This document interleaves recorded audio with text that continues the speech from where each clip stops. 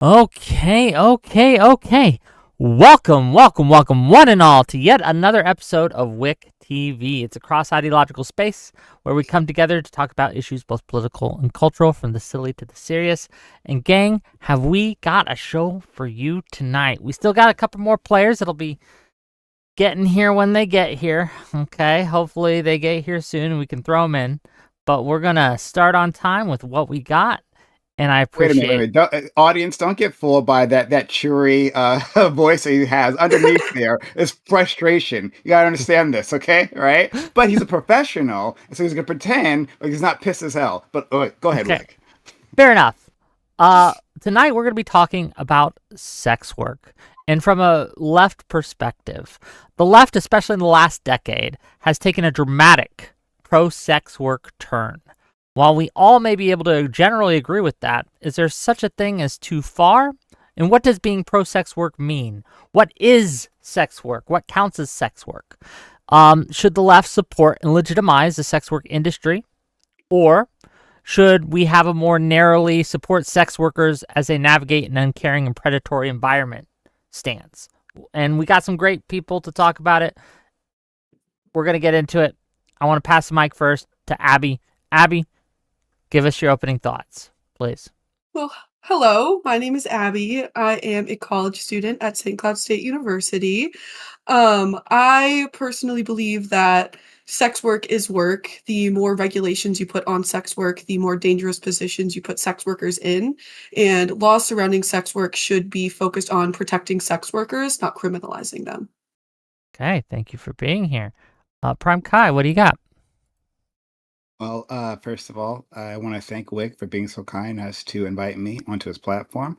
Much appreciated, friend. And nice to see Soypill again, looking handsome as always. And it's nice to meet you, Abby. So yeah, thank you for being here. Abby apparently has a good head on her shoulders because I disagree with everything she said. Um, I am very much against the stigmatization of sex workers. Sex work is labor and should be protected like any other labor. I find that when people make excuses otherwise, like it's just an attempt to moralize, right? That this is somehow something more pernicious than anything else within our society, right? This type of work that does can use up a person's body, right? Well, that's worse than like doing construction work and like a person being broken down by the end of their life, right? Instead, the problem is capitalism. Instead, people are forced. We should be focusing on people being forced to go into positions and do things, compromise themselves if they feel they're being compromised, because they have to, because they got to put food on the table. Let's address that, and let's not pretend that these individuals, these sex workers, are anything or any less good citizens than the rest of us. Leave it there. Okay, thank you for being here, and we'll get into it as we go. Next up, we have Soypill. Soypill, what are your thoughts here? Yeah, I'm not like some grandstanding religious moralist on sex work. I do think it's real work. I think people should have the opportunity to do it. I think that the problem is that we see this overcorrection from the left, where we're fighting against like these strict, uptight, crazy religious people who are like, if you even do this, you should be like stoned in the middle of a square. And obviously, this is insane. But the overcorrection comes from there should be no regulation on it. Everyone should be able to do whatever they want. And I think the problems that come with that is that we ignore that one, a stigma does exist around it, and while I wish that stigma doesn't exist, most people aren't prepared to deal with the fact that society as a whole does stigmatize this, and they think, with the ease of access that I have to be able to do this on my phone to start an OnlyFans, I'm just going to go do it, and there won't be any consequences down the line. I don't think everyone is fully informed enough to understand what it means to get into sex work. I think that legalization comes with problems. You can see that everywhere where we've legalized prostitution, we have an increase in sex trafficking because we have increased the demand, and so there are more legal arguments for for why we should try to regulate demand to go down instead of legalizing it. I obviously don't think it should be criminalized because these people need to be able to go to, police when their pimps are, doing something awful to them or they have some problem. Yeah, it's silly to criminalize it, but like we see that the complete deregulation and proliferation of this does actually come with a lot of consequences. In the same way that gambling right now, theoretically, yeah, there could be a world that I would be happy with where everyone would gamble responsibly, but the ease of access and the lack of understanding of consequences of gambling has had demonstrably bad effects. So I think that the left has gone a little too far. And while sex work is work, we need to kind of curtail and understand the actual consequences of what it means to just have a blanket legalization of this. Okay, thank you for being here, and we'll get into it as we go. Next up, we have Stardust. Stardust, are you with us today? Okay, can you hear me okay? Yeah, you're a little low. quiet. I'm quiet. Okay. Yeah. Did you do that thing where you shrink down to like 2 inches tall and then you're like in someone's pocket again? That is not something that I do. I don't know where you're getting that from. No, that's not something that I do. I don't know why. Anyways, hi. I hope you can hear me better now. If not, I'll keep yelling. Oh, you are quiet on Wick TV's stream. You are. It's just And we can't see you either, FYI. So. Okay. First off, let me just address the topic since we're on the topic, and then I'll fix this. Okay. So my stance on the whole sex work thing, I think I'm a little bit more aligned with the Soypill on this, in that like, yeah, obviously people are going to do sex work. Personally, I think that like the average person, in an ideal society where people don't feel like pressured to do it, and where people don't feel like they're doing it out of coercion, or they don't feel like they're desperate to make money and that's why they're doing it, I do think that like the amount of women who would actually willingly go into it, without all of those factors, would be a very, very small amount of women. I think like the vast majority of women would not go into it. Secondly, I think we do need to acknowledge that, because a lot of women, even if we're not even talking about prostitution, if we just talk about OnlyFans, a lot of women get into that kind of stuff because, again, they're in a moment of desperation, and they find that this is maybe an easier way to make some money. They realize it's not that easy, but by the time they've gotten into it, they've sunk cost fallacy, right? They've put too much in there. So obviously there needs to be protections for sex workers, just because like I believe that most women would not choose to be in it. Doesn't mean that there shouldn't be protections for sex workers, and doesn't mean that there shouldn't be some form of legalization. But I do think that we've definitely gone too far to the like, oh, everything's okay, just let anybody do whatever they want, whenever they want. I do think that there are some like adverse effects to becoming more normalized. So. Okay. Not so Erudite will be with us as soon as she gets set up, but hopefully that'll be soon. But we'll just throw her in here when she gets here. I guess my first question then. Go ahead, please. Yeah, I don't need you, Wick. Sorry. No, I've heard that before, no, ladies. Okay, but so I just had stuff that I could already address, so I'll just start with that. To our friend Soy, hello again. But you specifically talked about legalization. I can't speak for Abby. We haven't talked before this time, so I don't know where her positions are, right? But like sex workers, at least the ones within the political space, when they talk about bringing their profession to the light, it's not legalization. They're talking about decriminalization, specifically because legalization involves like regulation that you will end up putting up some barriers that certain sex workers won't be able to clear, and then those people who fall outside of the legal box will then still be criminalized, right? And just who designs that box decides who is outside that box. So instead, they want decriminalization, where the law won't be after them. Yeah. So secondly, you talked about. Yeah, and this is something that Star also said. You talked about like the consequences of the profession. This is something a talking point that always comes up, that, oh, I don't think that these people have really put much thought into the consequences of their actions. One, I think this is a kind of a sexist argument because I think this is like aimed at women. I'm not calling you a sexist. I'm not calling either of you sexist. To Well, be clear, in right? your defense, So I think, I hate women, so go ahead though. okay, fair. All right. Well, well, Fair. good reason. Go Good ahead. reason. They I'm asked a for that, sexist in but the other way, but yeah.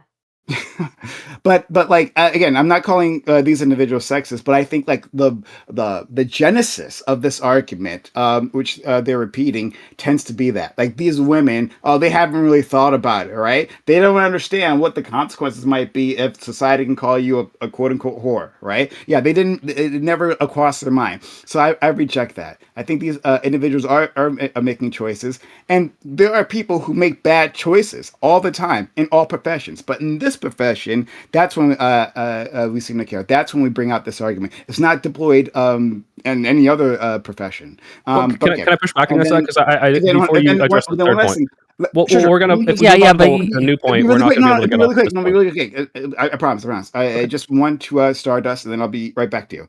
Okay. Stardust. First of all, hi. I haven't seen you in literally years. I hope you're You still doing haven't. well, Star. I still haven't. She can't turn on her damn camera. I'm sorry, Um, I'm sorry. I'll put it on. I'll put it on. Just give me a second here. Yeah, no problem, no problem. But in any case, just a tiny point about like, oh, only a small amount of women go into this profession, as if that means only a small amount of the world population goes into any particular profession, right? It's only a tiny fraction of individuals who go into whatever profession you might name. Willingly. So Willingly. well, it doesn't matter if it's willingly or not. No Yeah, same coercion. thing as well, It's right? crazy. Most people wouldn't willingly work any job, right? Like if they could not work a job, they'd not work a job. We understand this. Labor, right?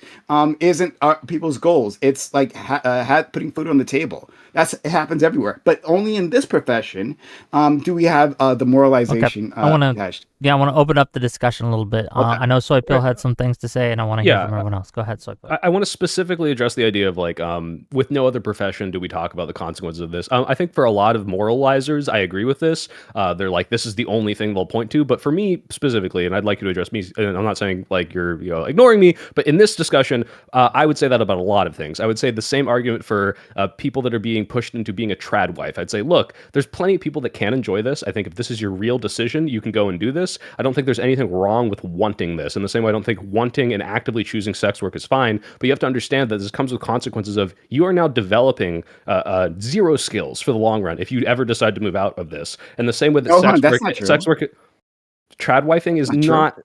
I'm not Oh, okay. you're talking about trad Zero isn't. wifing, no So I'm skills talking in about trad trad wifing? wifing. So like the reason we Okay. used to have alimony payments is because it's like, look, you got divorced 20 years into doing nothing but taking care of a home, and you might not be able to find work in that specifically, and you don't have like a resume to build up and go work on your own. So your husband, who is the primary breadwinner, is going to be the one who's helping you out. Maybe you can get back on your feet after then. In the same way, I might say, look, there's plenty of like transferable skills, in trad wifing insofar as, yeah, maybe you could become a cook or like a daycare worker, but the point is that you don't develop in the same way other people develop careers.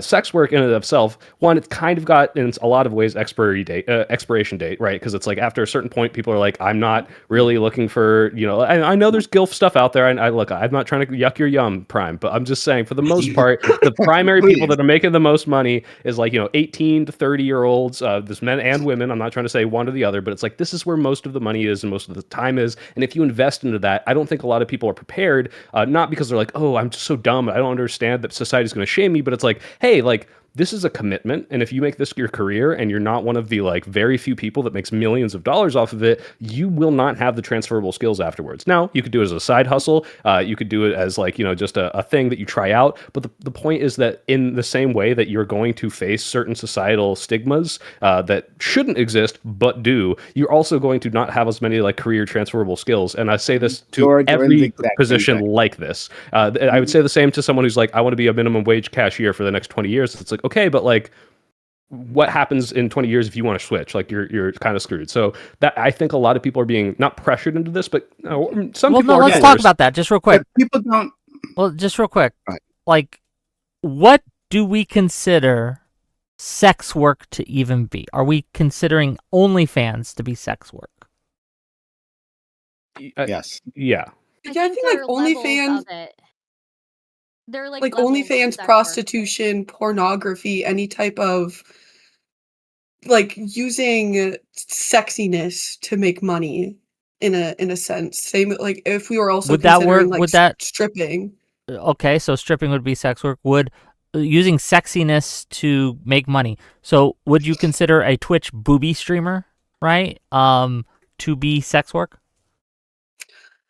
So I'm kind of 50-50 on the whole Twitch situation. On one hand, it's like I feel like a lot of those rules unfairly target women, but on the other hand, there's a lot of children on Twitch, and I think promoting it directly to children kind of gets very problematic very quickly. So definitely putting some type of regulation on who can and cannot view it type of thing. But That's not again, the that question. But the question is whether it's sex work, and it absolutely is. Booby streaming on Twitch, mhm. 100% sex work, absolutely. It is sex work, but whether or not it's that's kind of where my line is just where Yeah. children can very easily access it without an adult Well, noticing. that would be more of a discussion on who can access sex work rather than who can be a sex worker. I don't think anyone here is going to advocate that kids should be sex workers. I think we can all put that out of the discussion at hand. Mhm. I guess Yeah, I what would say that it's a gradient, Wick. I would say it's like sex work seems to be kind of a gradient, right? There's obviously a huge difference between somebody who is posting like Instagram-esque pictures onto their OnlyFans versus somebody who's quite literally walking at night, as a hooker, trying to pick people up or trying to get picked up. But regardless, like I think the same obstacles kind of apply, right? There's a stigmatization there. There's probably going to be a gap in employment that you can't really put on your resume very easily. Whether you build transferable skills, yes, you can build transferable skills, but how are you going to market that on a resume with the current, with the current way that the world works, right? I got some ideas, but go ahead. Do you guys think I'm a sex worker because I like do thirst traps and wear tight shirts? No. I'm just Unless curious. I you don't know. have I an don't think booby OnlyFans. streamers You are have an sex workers. OnlyFans for it. I Yeah. don't have an It, OnlyFans now, despite yeah. the many calls. So I think the problem here is that like we're conflating sexualization with sex work, and like yes, sexualizing something like a woman who dresses in a bikini and does a Carl's Jr. ad where she eats a disgusting sloppy Joe and it drips all over her. Like, is that sex work? Not even really, despite how not sexualized really. it is. No. Like she's an actor in a commercial, and like her primary line of work is not selling sexualization. Selling your body is what we all do, especially if we do physical labor. But I think the sex work comes from it's like, are people primarily using your content to derive sexual pleasure? And even booby streamers, it's like maybe people are watching because they think you're hot, but they're not like 24/7 jerking off to it in the same way they would to porn or like OnlyFans. No, 24/7, 24/7. Oh, I'm not you saying they don't sweet jerk off. summer child. I've seen a lot of stuff about certain streamers, all right? And I understand that people jerk off to them, but it is not the primary form of why people access that content, even if it is the fact that they're hot, right? You Like, can't make that statement either. Hold on. So I have a hot take on this. And uh, it's funny because when I first presented this hot take years ago, I was in a room, a panel. It was on my open panels way back on when, right? I was on a panel of a bunch of people who said, "Oh, they're really pro sex work." But then when I said this thing, then we found out, yeah, it actually wasn't the case. Absolutely. What you just described is sex work, 100%. My take is a simple definition, right? That sex work involves using sexual titillation, right, and however in whatever form that is to get remuneration, right? Whatever that remuneration might be. That might be money, that might be services, that might be some sort of social benefit. But if you get something back out of that, right, and you purposely do that, right? This is an action being done, so you rather than would simply say I'm a existing. sex worker One then? second, one second. One second. So if you are specifically doing this, right? So if you if you flirt with an officer while trying to get out of a ticket, right? Well, then you've just done some sex work, right? That's an act of sex work. But at the same time, that same woman, right? If an officer approaches her, to give her a ticket, and he decides not to give her a ticket, but she in no way tries to flirt with him, right? She's just existing and happened to be attractive. No, sex work was not done. Okay. So, like, people don't seem to like this definition because then it implies that you've done some sex work in the past. Lots of people have, but they don't want to admit that. So yeah, when I post like a shirtless thirst trap at the gym, that's sex work necessarily, even if I'm not necessarily making money off it, just like to It doesn't garner need attention. to get money. If you're trying to boost your Instagram channel, then yeah, that's a level of sex work. Like Stardust said, there are gradients to it, right? That makes you feel better about it. There's quote unquote low level sex work, but it's sex work. I don't know that I agree with that definition. I know you don't. I don't think it matters ultimately. We can like argue the semantics, but this isn't the point of like whether or not we should the left has gone too far in it, because like we agree on what the consequences of those things are. It doesn't really matter whether or not we call it sex work. It's just sexualization, right? Like that's not the point of this discussion, or am I wrong? No, We have to decide what it is. Just real quick. I think that the focus of what I want to discuss tonight, and maybe you guys want to discuss something else, but the focus I want to discuss tonight is not just titillation, right? So not just, even if we want to go with your definition, Prime, of low-level sex work, but where it crosses the threshold of you're actively seeking out money in exchange for helping someone to come. Oh, real quick, also, I got a super chat Prime that says fix the audio on your stream side. I think you're streaming now and someone's having audio problems or can't hear you right. And now I can't hear you. Yeah, now we can't hear you. But we can see Stardust, maybe? If her camera loads, perhaps? Great tech issues. Wonderful. Okay, that said, I guess to question to Abby and to Prime here, what regulations currently exist on sex work that you think, whether it be OnlyFans or whatever, that you think we should get rid of? What current obstacles that people have towards sex work do you think we should be able to get rid of? There's one that comes to mind almost immediately that I feel like a lot of even pro-sex workers jump to right away. It's what a lot of people call the Nordic model, where it's basically legal to sell sex, but it's illegal to buy sex.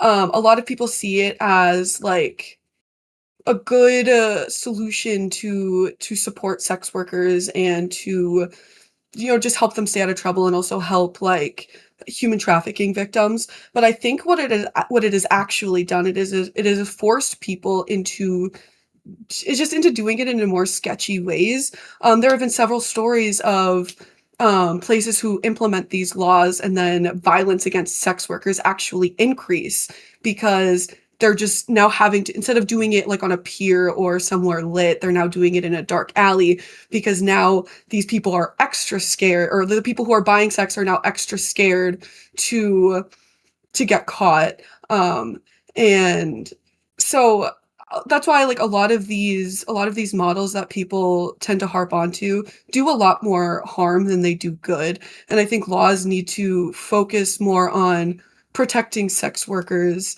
and allowing them to do their work, because the demand is never going to go away. Everybody is going to like want sex in some capacity. At least maybe not everybody, but the vast majority of people, I guess I can say comfortably, want sex in some capacity. And a lot of people view the sex work industry as icky and dirty, and I think the laws that we have in place have made them icky and dirty. And the consequences that come from the sex work industry, I don't think come from the sex work industry, they come from the stigma behind it. So if we do our best to get rid of that stigma, people will have a lot less issues. So those type of laws just do more harm than good. Well, I'm curious, Abby. I agree with the idea of like we should get rid of the stigma. Sorry, oh yeah, we can hear you now. Yeah, can you? Yeah, you're fine. Let Soypill go though. My Please. YouTube side. Am I still beeping? Let me know. All right, go ahead. Okay. Yeah, I'm curious if are you not, or are you for the Nordic model? Because specifically the reason I ask is the studies that I've read that show that it increased the sex trafficking are from Nordic analysis. And the problem is then that you say, oh, well, demand's always going to exist. Yeah, people always want to have sex, but demand for sex work increases when you increase the supply by legalizing it, which also increases the sex trafficking, which is why, like, on paper, I'd be like, yeah, of course we should legalize it, but it seems that doing so is actually going to increase victimization of sex workers, or at least as See, far as the I studies that I've I read. So, don't think legalizing sex work like increases demand or even increases human trafficking. It okay, wait. actually just Well, gives you're objectively wrong. It's true that it does that everywhere it's I'm tried. but here's the thing is it doesn't increase human trafficking, it increases people's ability to report it. There have been several studies even more recently, I can pull it up if you would like me to, that show it just gives people an avenue to report it. So the numbers do go up, but it's not because there's more victims, it's because more victims are able to speak out more comfortably. I believe, and I can look further into this, that the way that these human trafficking numbers are reported are like literally when they're caught coming into the country, not people reporting it because they're now okay with going to the police. This isn't a like case of, hey, we've, decreased the threshold for what we would consider sexual assault and more people are willing to go out and report it. It's, hey, we've noticed more people trafficking women into the country in boats and ships and crates because of this. But I could be misremembering this. I don't believe it's just people are more willing to report it. Although I do, again, you if that was the case, you would see this when they decriminalize it first, not when they start to legalize it. I believe the studies have accounted for that as well. But I would like to see your counter study on that if that's true. Yeah, it was New Zealand. It was either New Zealand or the Netherlands. Yeah, they saw a decrease in violence, and yeah, it just brought more cases to light. It didn't increase it, at least as far as the study could see. It did not increase human trafficking. It just made it easier to see, made it easier for victims to step forward. Okay, so I'm double checking here, and I'll link this in the thing. But this is on the World Development. This is from 2012. Does legalized prostitution increase human trafficking? Again, I might be misinterpreting this, but it's not. Hey, this is increased the people who are willing to report violence, which is a good thing, by the way. This is the inflows of human trafficking is increasing, which is not. Hey, more people are willing to go like report it. It's like, hey, we've notice there's more human trafficking coming into the country because we've legalized it, which makes sense. I mean, again, I don't want to like appeal to intuition, but all this is saying is, yeah, once there is now a legal and easy way to make money off of this and they don't have to hide as much, it is now incentivized monetarily to have more people come in, legal and otherwise. And unfortunately, that does increase human trafficking, which is not good. And now, obviously, if we could find a way to stop Mhm. that completely, then that's not a Yeah. reason against sex work. But it seems to be the case that this always happens. Yeah, but, like, it just in my opinion, well, not in my opinion, but just, like, in general, human trafficking just thrives in, like, underground when it can't be seen. So just to me, like, when yeah, the one that I had brought up was the Netherlands. When they had legalized or decriminalized, excuse me, prostitution, they did see an increase in human trafficking numbers, but it was just because more people were able to step forward. Okay. I'm curious, Prime and Stardust, right? I want to get you both in the conversation here. Stardust, what do you think that the stigma that we have against sex work and sex workers is a good or a bad thing, and why or why not? Stardust, what do you think? Okay, so I'm pro stigmatization, but like maybe in a different way. What does that mean? Yeah, elaborate, please. Yeah. So I'm not really into like the whole like stigmatize it because you're a whore, right? Like I don't know, I feel like that's really nasty and really demeaning. Um I'm more about like the stigmatization because it is an industry that it like has a lot of predation in it, that has a lot of like people who again are coerced or who are doing it out of desperation. And honestly, like I think that there should maybe be more stigmatization um on the buyer end, right? Like that rather than the seller end.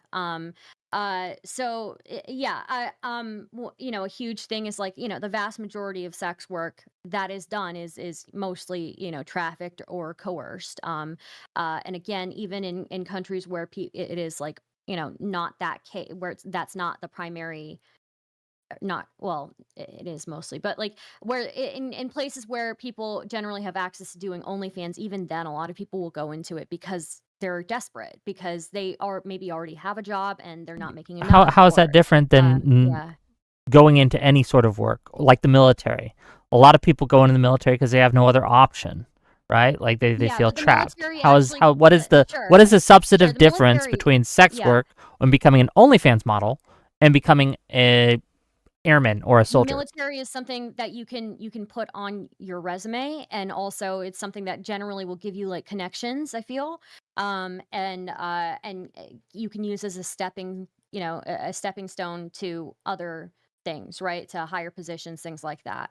Um Whereas like sex work generally, OnlyFans models are not making connections in the same way. It's not really something that you can put on your resume. The skills are not marketable in the same sense. If we're going to be frank as well, like destigmatization of that industry is not going to happen overnight. That is going to be something that people, if an employer sees that on your resume, they're going to look at that and they're going to have some sort of thought about it, and that's not going to change in the next 20 years. Sorry to say. Well, is that because So, of the sex work industry, or is that because of the stigma that we currently have behind it? You can't put it on a resume because it's illegal, because everybody thinks it's gross and disgusting.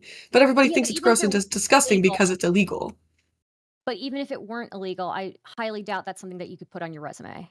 Highly Yeah, doubt. unless you were going to the like sex work industry, or you managed a big like where you were a pimp, or like maybe like a madam, Yeah. and it's like, hey, look, this proves my managerial experience. Like this is what I was talking about, where there's not a lot of transferable skills, and I know this There is is not exclusive transferable of this. skills. You're just Yeah, saying but that, it right? maybe, and it's There's maybe not a not lot of. right There are some. now. Oh, there are what difference does it make if it's not a lot of it? Like, like why are we even playing this game, right? Like, as if we care, whether some people happen to have a full resume, right? Like, people I care. go into, Yeah. people go into Just because jobs, you don't doesn't all mean the that time. we don't. People go, sorry, excuse me, Stardust. People go into jobs all the time, right? That have these exact same list of drawbacks, but we don't have panels about those, right? We don't have endless discussions about those particular professions. We do it about this profession, Yeah, but right? Prime, I already Because in addressed the this. This is end, a double standard. I agree, but if you're addressing me, okay, but you're going I to would still also engage in it. say, but no, because if you're addressing me, I also think those jobs should be, limited. Like, hey, let's,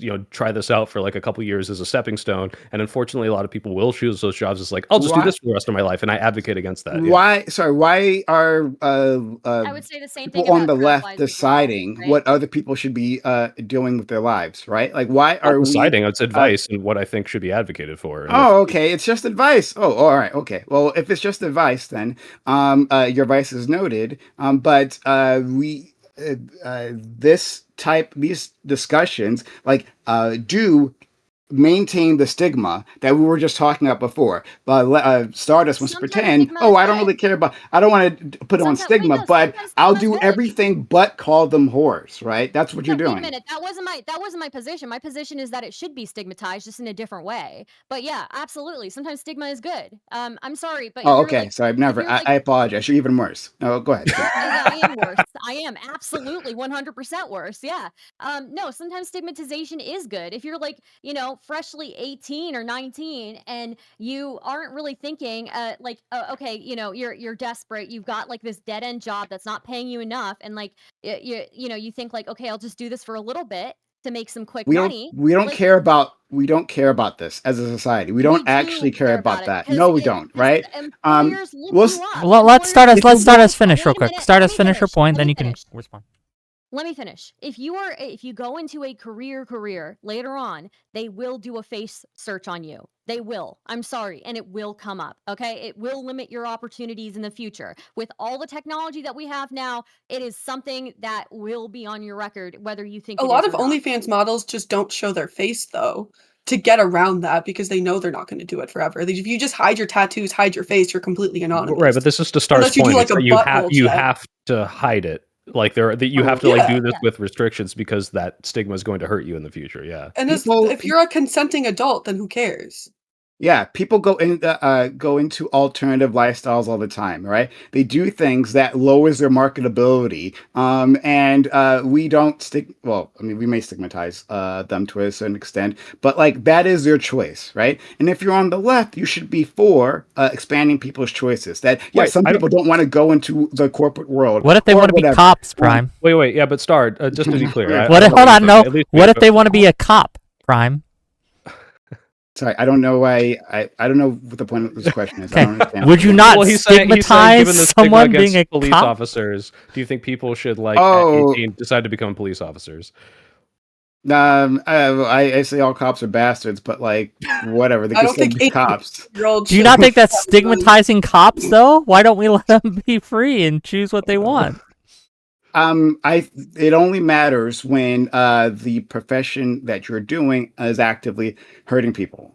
Two people who are engaging within sex within a room, and they are adults, of course, completely consenting. That's their business. And back to Stardust previously, right? Like, yeah, you're talking about freshly 18-year-old, 19-year-old individuals going and making something that may or may not be a poor choice. All right, well, yeah, that sounds like the military. It sounds like individuals going in there The who military can still be lose used as their a stepping stone.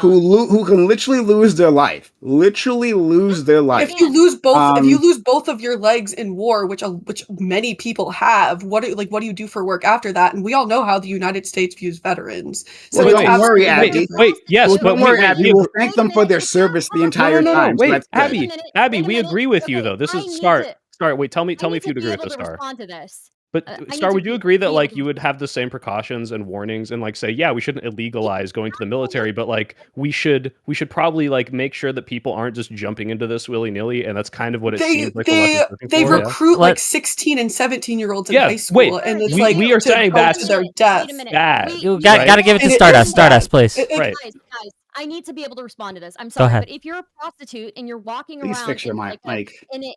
if you're what fix my mic? Your volume You're is really still low. Really I hard quiet. got to you up hear. as It's really hard to far hear. as Yeah, far I as have I you at can tell. 200%.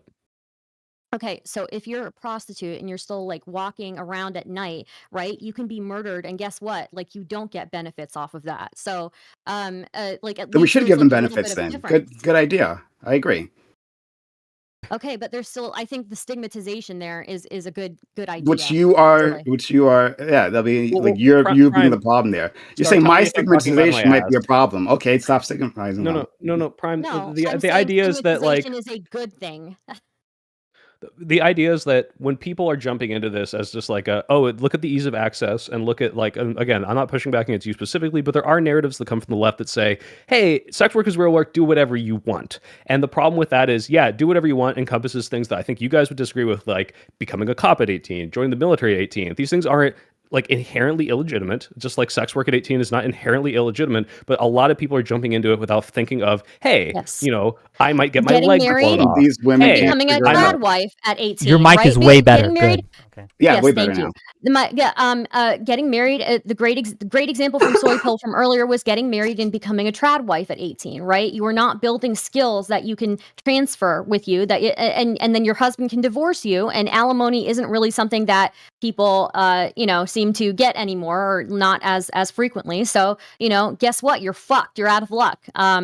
And you've got like however many years you haven't been working. So People are allowed to make mistakes. Don't let them do that. Right. Right? We agree with this, Prime. But again, the point that maybe you're not addressing, or maybe I'm not elucidating enough, is we think that there is an openness and kind of this like laissez-faire, lackadaisical attitude to sex work as a counter to the very bad Puritan What's your moralist prescription? right.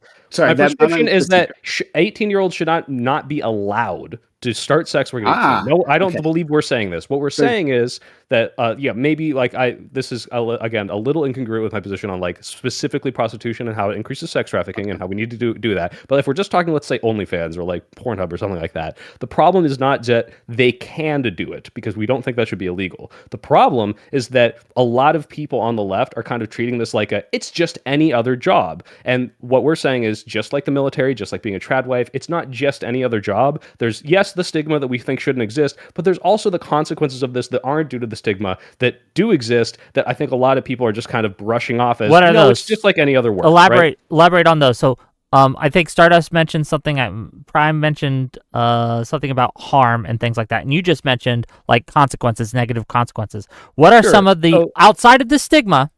What are some of the negative consequences to either the sex worker or society for going into sex work? Go. I don't know about society. I mean, like specifically the sex worker, you can look at this. This is true of a lot of men in sex work, of like how this can damage your body. It's not like, oh, you're used up, but it's like, hey, the kind of drugs and like aesthetic work that you put into yourself to make sure you can like maintain an erection for 8 hours, the kind of stuff that you'll do for like, you're starving yourself, like the bulimia, that sort of stuff. Yeah, all the stuff I'm sure everyone on the panel would agree is bad. But the problem is like this stuff is tied and more like not inherent, but more likely to appear in sex work, and a lot of people don't like address all of this stuff before they go in. It's just, hey, this is just like any other job, I think is the narrative we're pushing back, when it's like, yeah, the military is not just any other job. You're locked into a contract for years and you might get physically harmed. Hey, OnlyFans, it's a job, it should be legitimate, but it's not just like any other job. Yes, there's the stigma the society puts on this, and I don't like that, but also if you do this full time, you are not going to have the same transferable skills. Put out a PSA.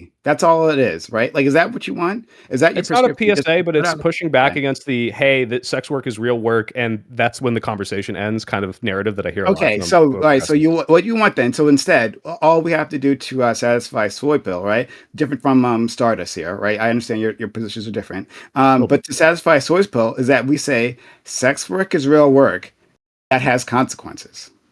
Done. I think that doesn't really give everyone informed, but if you're saying like, I think I you mean, we can understand that expand on that, but there, still, yes, that's there basically it. needs to there. I don't want this to just, hey, it's just like any other job. I don't believe that's the case, and I think that is a lot of often Sure. what I Okay, hear, so and that's that's the all whole we have point of to the do. debate of this goes too far. Yes, I think All we people have need to to do have is more say, informed consent. if I'm okay, so we'll do that. Okay, we'll do that for you, Soypill.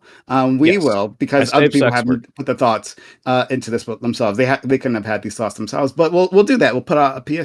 Okay, well, And wait. I'll tell them that sex work is real work with potentially disastrous consequences. We'll So do I'm that. smelling a hint of sardonic, and that's fine because that's what we do here. But to be clear, like in the case of the military, do you agree that like people who are 16 and 17 in high school are preyed upon by recruiters who will lie to them about what it will be, who kind of like lead them into this profession, knowing that, hey, it's probably not going to be the way we described. In fact, you're probably going to not enjoy it the way that we show it to you, but we're doing this because we need you. And it's kind of like this consequence that comes from a I don't know, a kind of I already agreed obfuscation to from all the this people. Right. previous. So in the same way, I think that sex work does this a lot. This is how you get a lot of grooming into sex work. This is how you get a lot of like, Absolutely. and I don't believe that the people that are joining in mass OnlyFans are getting this right amount of informed consent from not just the left, but like anyone in this Well, industry is like as a whole is really the structure needed to like make sure that people who join this get what they're getting into. We'll I give don't them think PSA. exists. We'll do that. We'll do that. that's actually a good question, and I'm very curious, and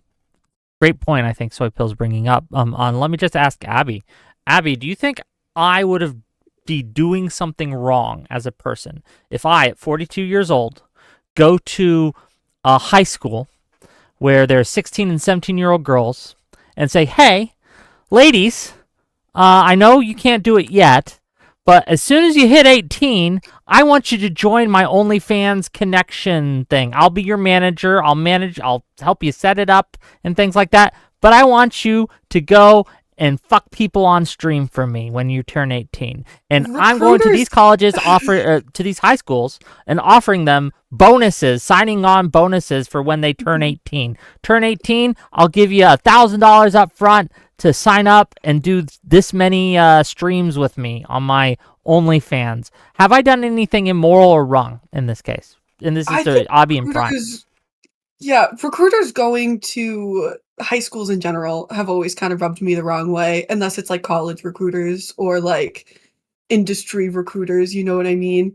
It's An always industry kind of recruiter. creeped me out. Yeah, I'm Yeah, an you just industry said. recruiter. I'm offering you a But legitimate like job. military, see, but that's like, but that I think Well, that does okay, what's like the difference between me doing that and someone from like fucking Walmart or Amazon or an IT job or any other industry? If there is no difference between sex work and other work, why do you have the reaction you do when I say, "Hey, I'm going to offer these young ladies a chance to be on my OnlyFans for money," yeah. these 16 and 17-year-old girls, let's say at 18 to be clear, right? Why is that ick to you, whereas someone from Amazon, it wouldn't be ick?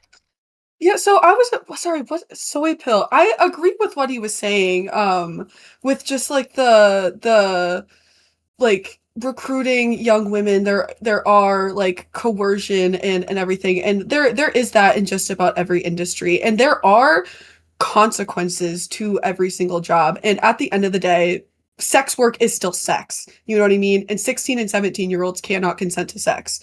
And I also don't Certainly, think but I'm not asking them to do sex until they're 18. but you're asking them to sign a contract to consent to sex, which Once they they're cannot 18, they won't sign it. I'm just giving them the info and directing them towards me. Yeah. do.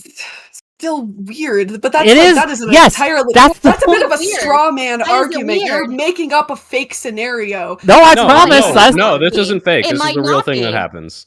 Yeah. But they're not going to a high school. Maybe. No, they are. Yeah, they maybe are. they This are. literally does happen, especially in If places sex Then like work it we're is talking should about. be illegal, and I Wait, don't if think sex- sex work recruiters or military recruiters If should be in high if schools. sex work is work, then what's the difference? Yeah, wait. But there are consequences to sex work. I am not going to advocate for children going into sex work. I'm like, that's not even a but conversation but I'm that's not what's comfortable happening. if sex having. work is work, then Yes, what's the difference? but that's why we need to bring it to light, so children are not going into the sex work. That is like the coercion that But we Wait, want to kids get rid at of. wait, slow down. 16 Wait, and wait, guys. 17 are allowed to go work at the ice cream shop.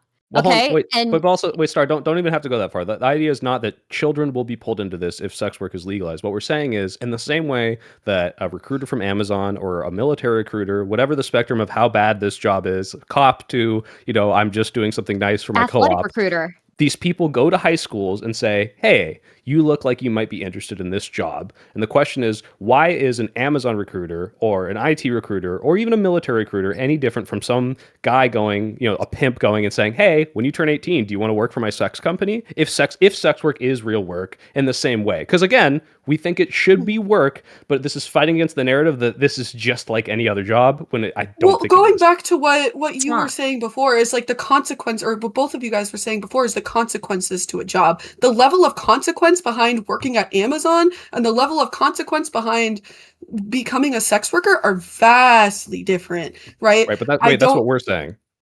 Yes. That's So our like argument. but my argument is like we're talking about recruiters going into high schools here, I thought. So Right, which is high the thing that school happens for all other jobs, to be clear. but we shouldn't be promoting it. We shouldn't be It doesn't happen promoting for all other children. jobs. Come on, So you're come on, pro stop. stigmatization. Stop that.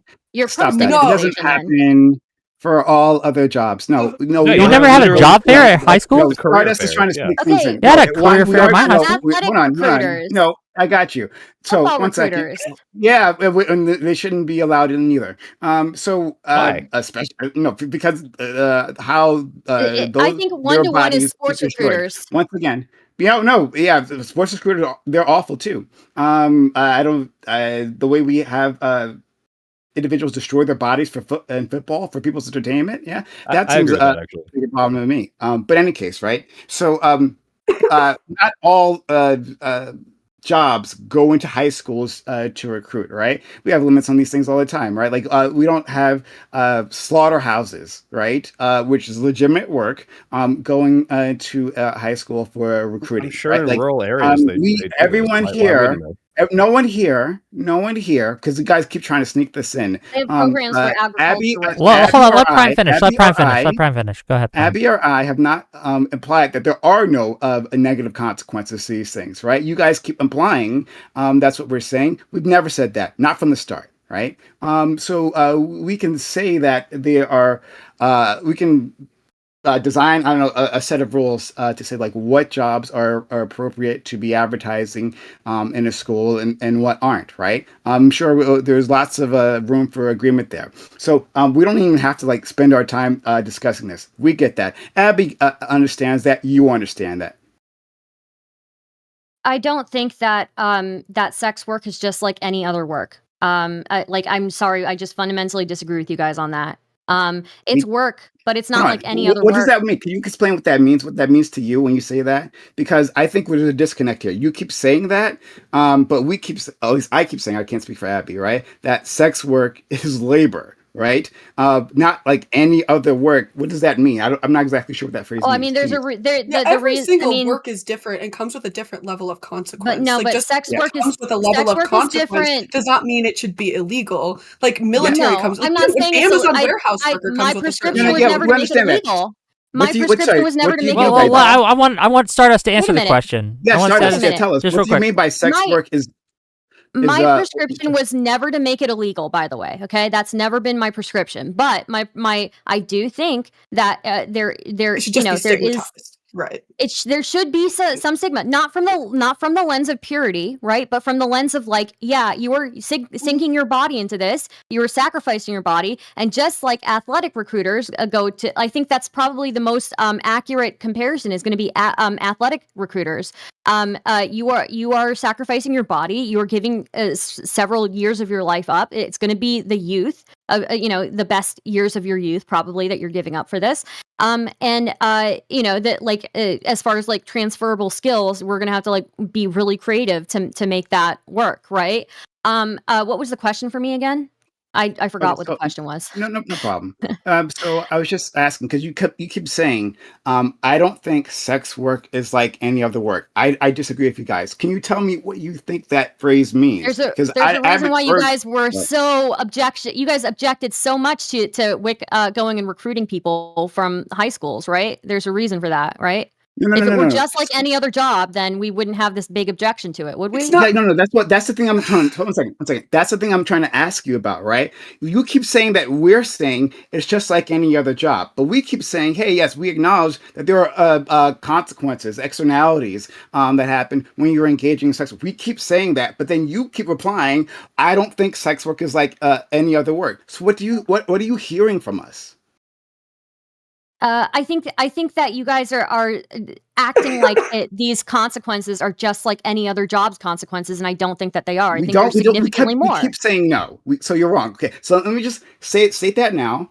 That's not what we believe. Okay. Well, Prime, I think the confusion comes from the fact that, like, I was bringing up some stuff like, oh, lack of transferable skills, or like the downstream effects of being able to find a job. I didn't say there were none, but the point is, like, yeah, that pushback is like, okay, well, do you even agree on what the consequences are, or that it's not like any other job, right? Like, is the only consequence to sex work just the kind of stigma that we all agree we should get rid of, the bad stigma of, hey, you're a whore, right? Like, is that the only consequence? We're on the same. No, we're on the same page. There are other consequences. There are predation here, right? Like, you could start into sex work, but then be transitioned into sex trafficking, right? Like, these things like exist on the spectrum, and sometimes you don't even know when you like move from one area into another. That's absolutely a thing.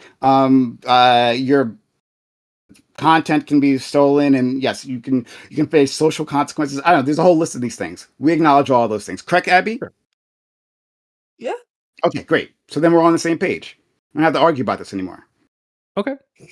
But then I guess our question is, do you think that there is this isn't you guys clearly because you've just clarified, but is there kind of this narrative that does come from the pro-sex work crowd, which is the left, which is what I'm a part of, that does kind of brush over these things? Because I have that perception. I don't have a study that shows like X amount of comments on this is going to completely ignore the fact, but like this is what we're here to push back against, and it seems that you guys are also on board that at the very least those consequences exist, but then what? Like that this isn't really ignored by most of the people on the left, or I want you to answer that question, guys, but then I got some super chats to read, and we'll go, and I have some other questions for Soy and for Prime and the rest.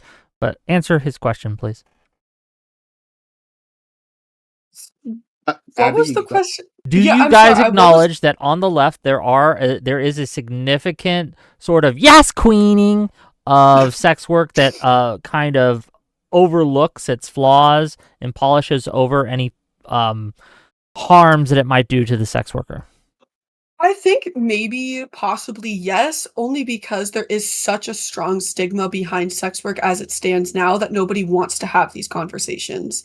Nobody wants to have the conversation about what could come from sex work because nobody's talking about getting into the sex work industry. Once we start talking about getting into the sex work industry, then we can have a broader conversation about what that would look like. But as of right now, it just looks as it looks now, because we aren't able to have those conversations, if that makes sense. Okay. Let me get through. Or Prime, do you have a different answer or the same? I I can't be responsible. Just like our friend Soy pushed back on me because he felt I wasn't speaking him to directly, right? If that was the case, I do apologize to you, Soy. I didn't mean to do that. No, that's fine. So I also can't be responsible for whatever people say on Twitter. So whatever, I don't care. Okay. $5 from Zonia TV to say turn up Stardust or else. Look, we've fixed the audio. Thank you for the $5. Pondering Politics for $20. Josiah. Speaking of the debate subject and Soypill, you should ask him about the time he demanded his audience check out his hog on his live stream. Startling. Jesus Christ, what the Called fuck? out, called No, out, okay, called okay, out, all right. called Let me out, explain. WW. All right, so I was doing a stream with Charlie, and we were looking at those young Republicans who had all those racist text messages. And Josiah is not looking because he's walking around his house like an irresponsible Zoomer with no attention span. And I say, check out this hog, referring to one of these incredibly obese young Republicans who is a horrible human being. And he dropped his phone and broke it, and he's referring to that. So I would never show my penis on stream. He got so excited he You dropped were his just phone. Sounds like a Okay. fake story to me. I would fat shame. Sounds Yes. like it was okay. Oh, Yeah. No, I own that completely. I am at least a little bit fat phobic. Fair okay. enough. $20 from Zonia TV to say we've seen Wick get paid to go shirtless before. How's he gonna put this experience on a resume? Look, I'm willing to do whatever it takes to get the job done, gang. That is a quality that any potential employer would love to have in their employee. That's all I gotta say.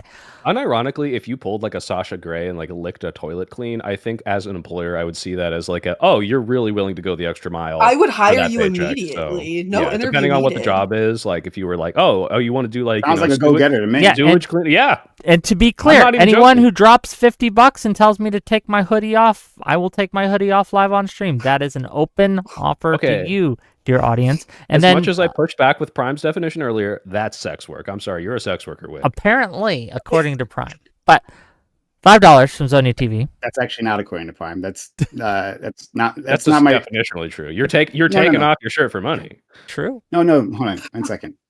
Because this is a misunderstanding of my position. Now I'll explain it very quickly, right? Hey, Soypill, your toilet is clogged, right? And so you take a plunger and then you unclog the toilet. You have engaged in plumbing. Are you a plumber? No, right? Okay. I agree with Performing an this. act, related to a profession doesn't mean that you are of that profession. Just that you've done the act. That's it. Okay. I agree with this. But Yes, again, makes like sense. I don't think that like flirting with a police officer is sex work, but it doesn't matter. It's semantics. $5 from It's not Ace. semantics. $5 from Ace to say, well, maybe $5, maybe 20. Let's see. It says it's a false dichotomy that you can't remove stigma and educate sex workers while decriminalizing. You could. Oh damn! We killed him. Sorry. You can legalize sex work and increase their opportunities in the wider world. New Zealand in 2003 legalized it and set up a board to help social workers find work. Thank you for the soon to be paid whatever amount of money. Okay. Or do they pay you in like New Zealand dollar dues or something? No, they're like my Tolerate dues. my phone's broke and I will pay you as soon as I get to my computer type deal. And I'm taking him on his word. I owe you one super chat. Yes, basically. $5 from Okay, Zonia yeah. TV says to Abby, even in the state of Nevada, sex work is highly stigmatized. Legalization doesn't make the stigma go away. Well, so in Nevada, it only takes place in very rural areas. They have it set up very specifically to keep it away from the public, which we can argue whether or not that's good or not, but it's because they're still not talking about it. They keep it as far away from people as possible and as quiet as possible, and only in certain counties. And even in the counties in which it's legal, some of them don't even have brothels. Okay. $5 from Will from Texas. Cops are rightfully stigmatized because ACAB, but they have many transferable skills to jobs such as ICE agents or gang members. Thank you. For Indeed. $5. Indeed. Shout Real. you. $5 from Robert Paulson. Prime. Would you support your daughter getting to sex work after high school? Yes or no? Why? Absolutely. I support you in anything you do, baby. Go ahead. Okay. Fair enough. Yeah, that's consistent. Zonia TV for $20 says there can be a difference between stigmatization and discouragement. We can discourage younger people from getting into risky, short-lived, low economic mobility careers while encouraging them to pursue the opposite. And then $5 from Glitterbell to say, Wick, please tell Zonia to stream more. Okay, stream more, Zonia. Okay, that said, I guess the question I have for Stardust and Soypill here is that, do you worry?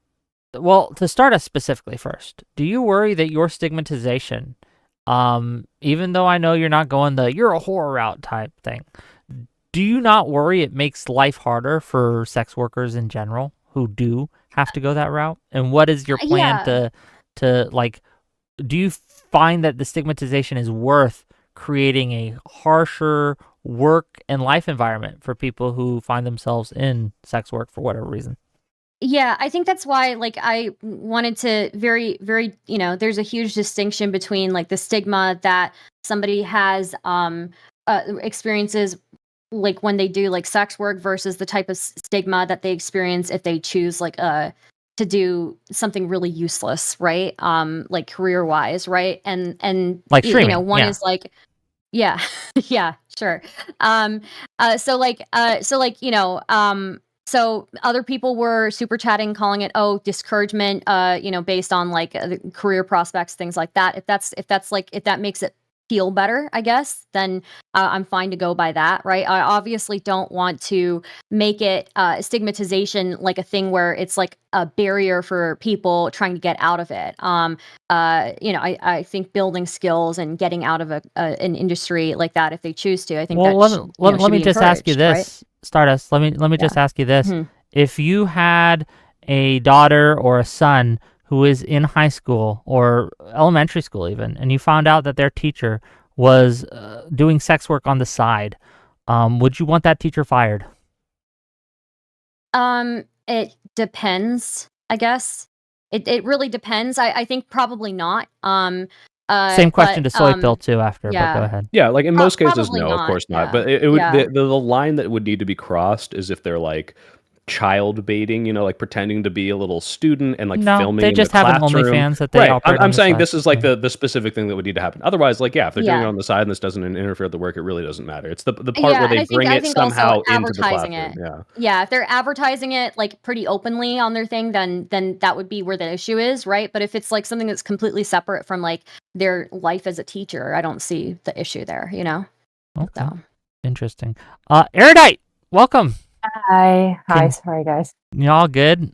You got here just in time. What are your thoughts? It's a wrap up. Sex work. I think it's very interesting listening to like the prime side, especially where you've both defined sex work as essentially an utterly normalized behavior that up to includes flirting with police officers, but also you agree that maybe we should caution people about it. What exactly should we be cautioning people about when it comes to flirting with police officers, and how exactly is that risky? What's the risky work there? Sure, I They might shoot can. you.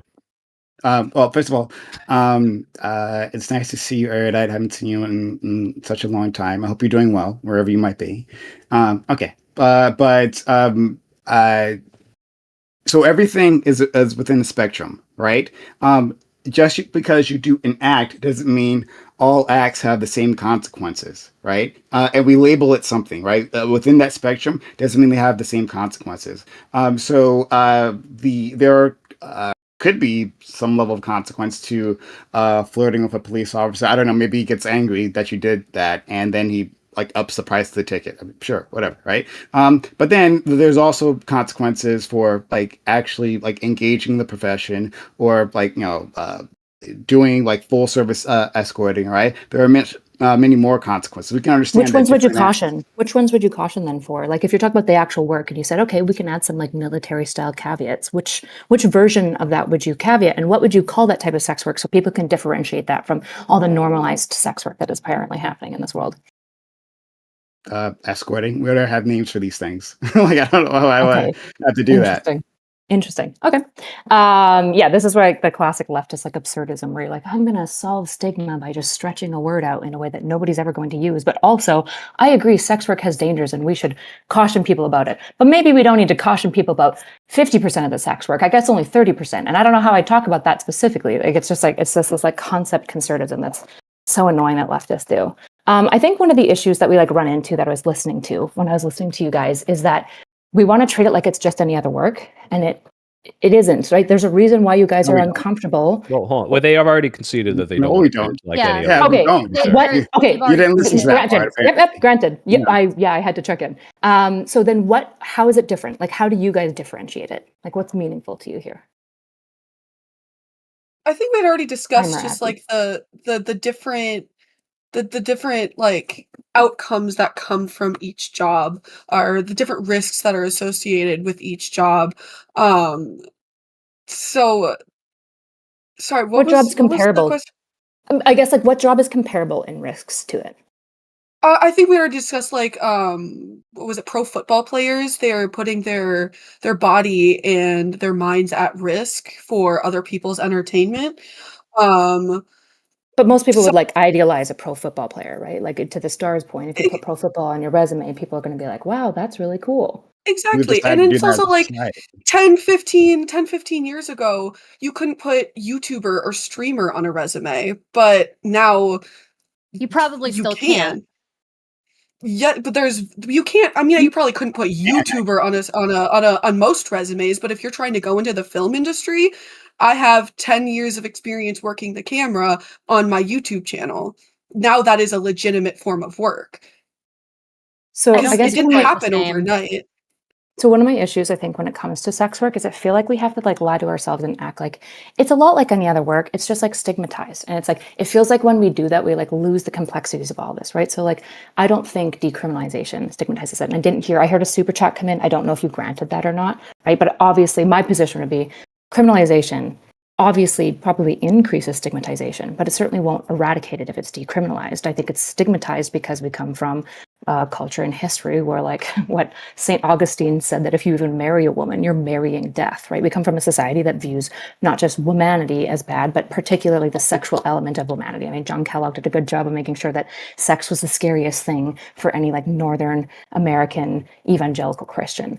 And so when we talk about like the stigmatization and stuff, I think one of the things that I get frustrated by on the left is when I hear people be like, let's just like have sex work ungirded and like, yeah, okay, we can like give them like the little caveats and stuff. And it's like, I don't even think we begin to sort of understand the caveats that we even need to offer these girls, right? So my personal experience, and of course there's no data on this, at least that I'm aware of. I'm friends with some of the largest OnlyFans content creators on the planet.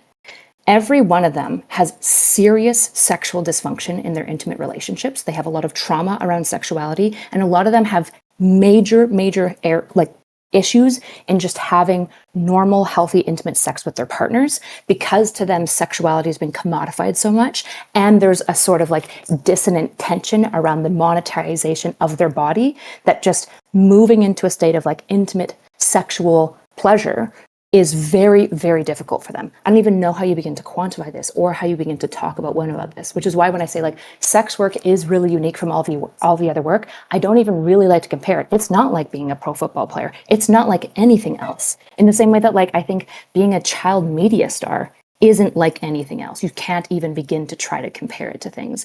And so Yeah. the ungirded access or like promotion of it is, and I know that this is somewhat taking you guys back. I understand you guys have kind of talked your way through this a little bit, just catching up my opinion. I think is really dangerous because it's built on a premise of an ideal world where we say it's just like any other work. And it's like, that's not the world we live in. And it's not self-evident that will be the It's world that we not. live in for the next like 200 to 300 years, if ever, right? I don't know Yeah. if people will ever totally get over sexual stigma. I have no idea. If I can, I would love to like piggyback off of you here. I think you brought up some great points, and I do think that there have been studies that like sex workers, they beyond just like STI risks, right? They do more often suffer from like chronic GYN pain, chronic bladder infections, chronic injuries of that type, right? And then on top of that, I think it's one of these things that I do heavily agree with you on regarding like the closest thing that I could compare it to is the like pro athlete thing, but even then it's not really quite the same, right? If I were going to compare it to any of them, I would compare it to that, but like even then you're correct that it's very different from that, because it is inherently and people are going to disagree with me on this, but inherently it is a very personal thing that you're engaging in. Like, most people only expose that part of themselves in a very personal context, and they are engaging in the commodification of that personal act. Do you think that's because of Wait, culture or can because of nature? Can I really quickly push back against my own side? Go for it. Can Kyla and Stardust agree that getting 700 concussions a year or going to the military is worse than being a sex worker? It's worse. I mean, getting 700 concussions Going a into year, the that would be worse in a military is worse different than being a way. sex worker? How so? What- Can you- In I terms guess- of like the what do you negative mean by worse? consequences, the worst possible. Not like it's like you shouldn't do it, but like if we Like were on a worse to your spectrum of body? the worst possible consequences, I think the military and football is probably worse than sex work. For your body, sure. Yeah, but like, yeah, Military, sure. I I would say think for for your sure I body. would grant. Yeah. I don't know Okay, about just Yeah. checking. professional On a athleticism because it's personal- balanced by Because the it money. almost Yeah. sounded like you were like, I mean, it's still different. Like it almost sounds like it's even worse. It's like, oh, come on, like I would say the it's military is just worse. different. I would say the military is worse. I actually don't Yeah. think professional football, like, yeah, you've got the CTE, but you've also got like the fame and glory and money. So it's like, Yeah. Okay, kinda so balance someone- out. that's No not sex worth workers. Just real quick, as someone who's who's- gun into a club, so you I can didn't shoot say at it's the, better. bartender. I No, I didn't say that it's understand. better. I I said understand. that when you're scaling these things, a sex worker typically doesn't even get any money. If she gets fame, it's usually infamy, right? So it's negative in that way. And the prospects of her like future career, she is subjecting herself to like really perverse types of like stalking and face being stolen Yeah, in a but way this that just like happens to like professional football players too. Like most of them don't become famous. Hold on. They go out, they have medical problems, and they become like Uber drivers because they don't make a lot of money because they're not the big Again, quarterback. Sorry, would when you say say there's professional, a- I'm assuming you're meaning a contracted football player who's making, I think the minimum is still over 100K a year, Yeah, right? but Whereas for the how average sex long? worker is For not how making. long, and then what happens to them after. These are the same arguments I have against sex work or as of its consequences of like, yeah, a lot of professional football players, most professional football players don't live glamorous lives for the long run. They actually get totally fucked over. I agree. I Sure. think the issue is that, like, I suspect if I polled the average OnlyFans sex worker, they also don't live a glamorous life. They typically go into Yeah, sex work that's what I'm because saying, they're, yeah. they're poor already and trying to make ends meet. So it's like, Right. which is better? Probably still being a professional athlete because at least you get like fame for a little while. I don't even think most That's what I'm sex saying. Like workers most of those enjoy people the aren't- work, don't get the fame, right? Like most even. don't. But you still Yeah, but have at a least they like transfer. football. They enjoy the lifestyle while they're doing the football. Most sex workers don't even like the work that much, right? They like resent their we know fans. this? Wait, I don't Yes. know about that. Wait, yes, a lot of them are like, I don't like love it. No, but at least now it's still- not a lot. Now it's a lot of them. Okay, great. So, lots of people. Sorry, hold on, before I get started, did anyone else want to jump in? Because I got a lot to respond to. So, I Yeah, wanna- before you Sure, do that, just I real want to quick. reiterate. I do want to reiterate. Like again, I think if I were going to compare it to any profession, I would compare it most to pro athletes, right? Because I think that has the most similarities. But again, even then, we acknowledge just now that there are unique obstacles that the pro athlete faces, and there are unique obstacles that the sex worker faces.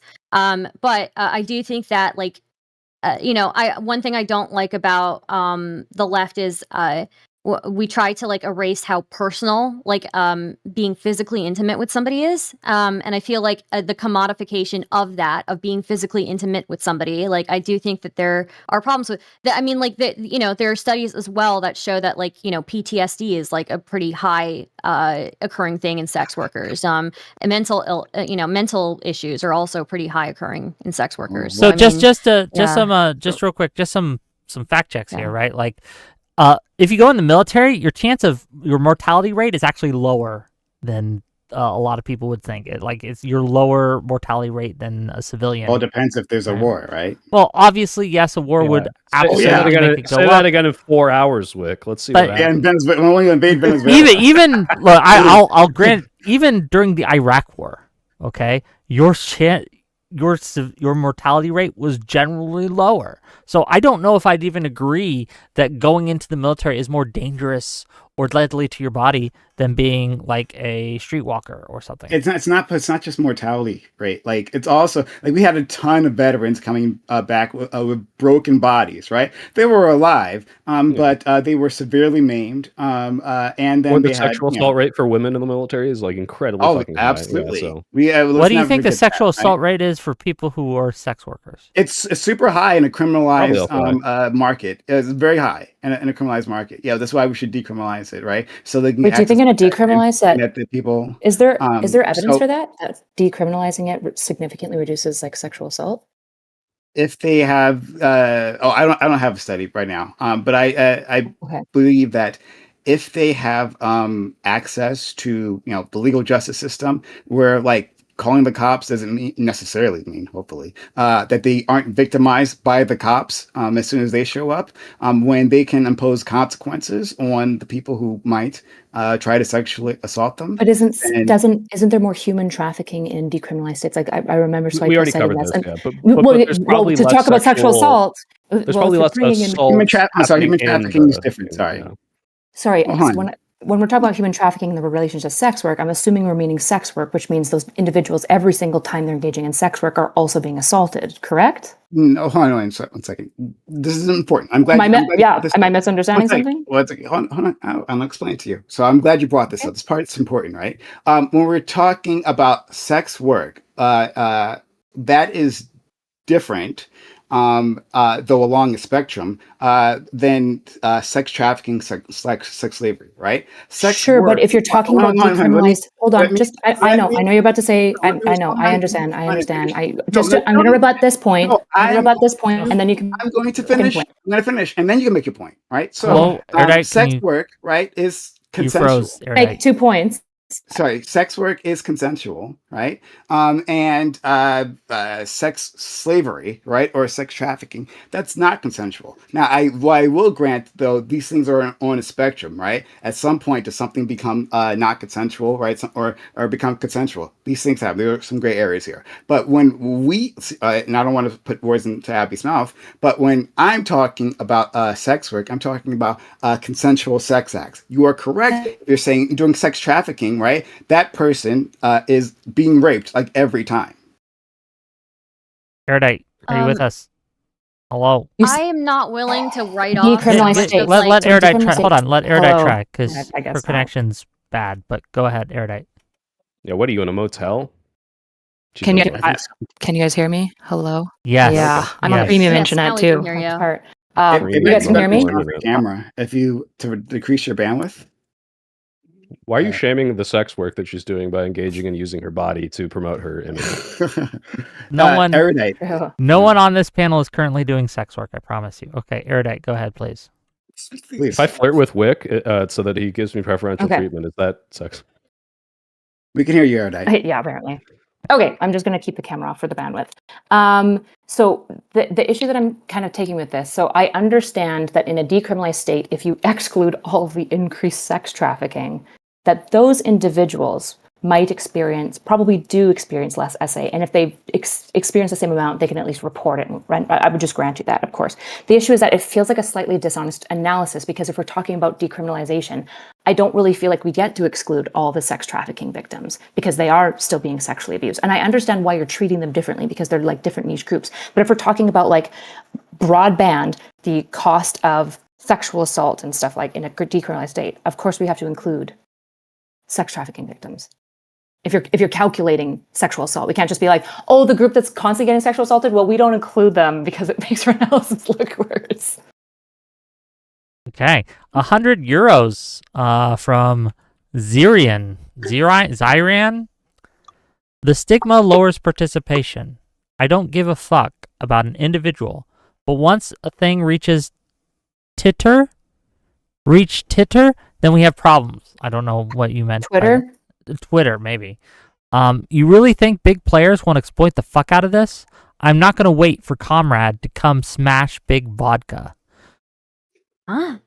All What right. kind of Sorry, super chat's that? That's Um, 100 okay. euros, and It's you a will put great- respect it's a on great its super name, chat. okay? It's a great super chat. Okay, Absolutely. sorry. That's like sorry. whatever tier. That's like whatever. I mean, tier like, let's try to decipher Okay. it. We have a team So, of smart people can I here. just say, Look, I don't want to. I don't think it's fair. Even like, I'll take it a step further than Not So Erudite did. I don't think it's fair to like discount so much of the sex work industry just because they happen to have been coerced or forced into it. I'm sorry. I just don't. They're sex workers too. Sorry. Like, I just don't.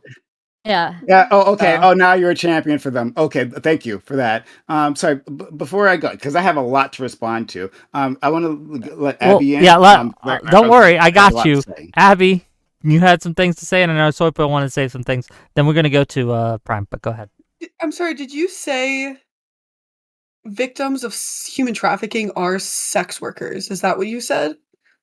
I mean, if we're talking in the West, right? Like it's a gray scale, But right? I Or mean, like a even if we're gradient, not right? just if we're talking globally, Yeah. human They're trafficking sex workers. victims, Yeah, I mean, they're not by prostitutes, right? Are choice, they though. not? Hold on, But Stardust, yeah, just real hold quick. on. Stardust, Wait, hold on, wait, hold on, actually, please. Actually, if we talk about it, Stardust. well, let's look at India.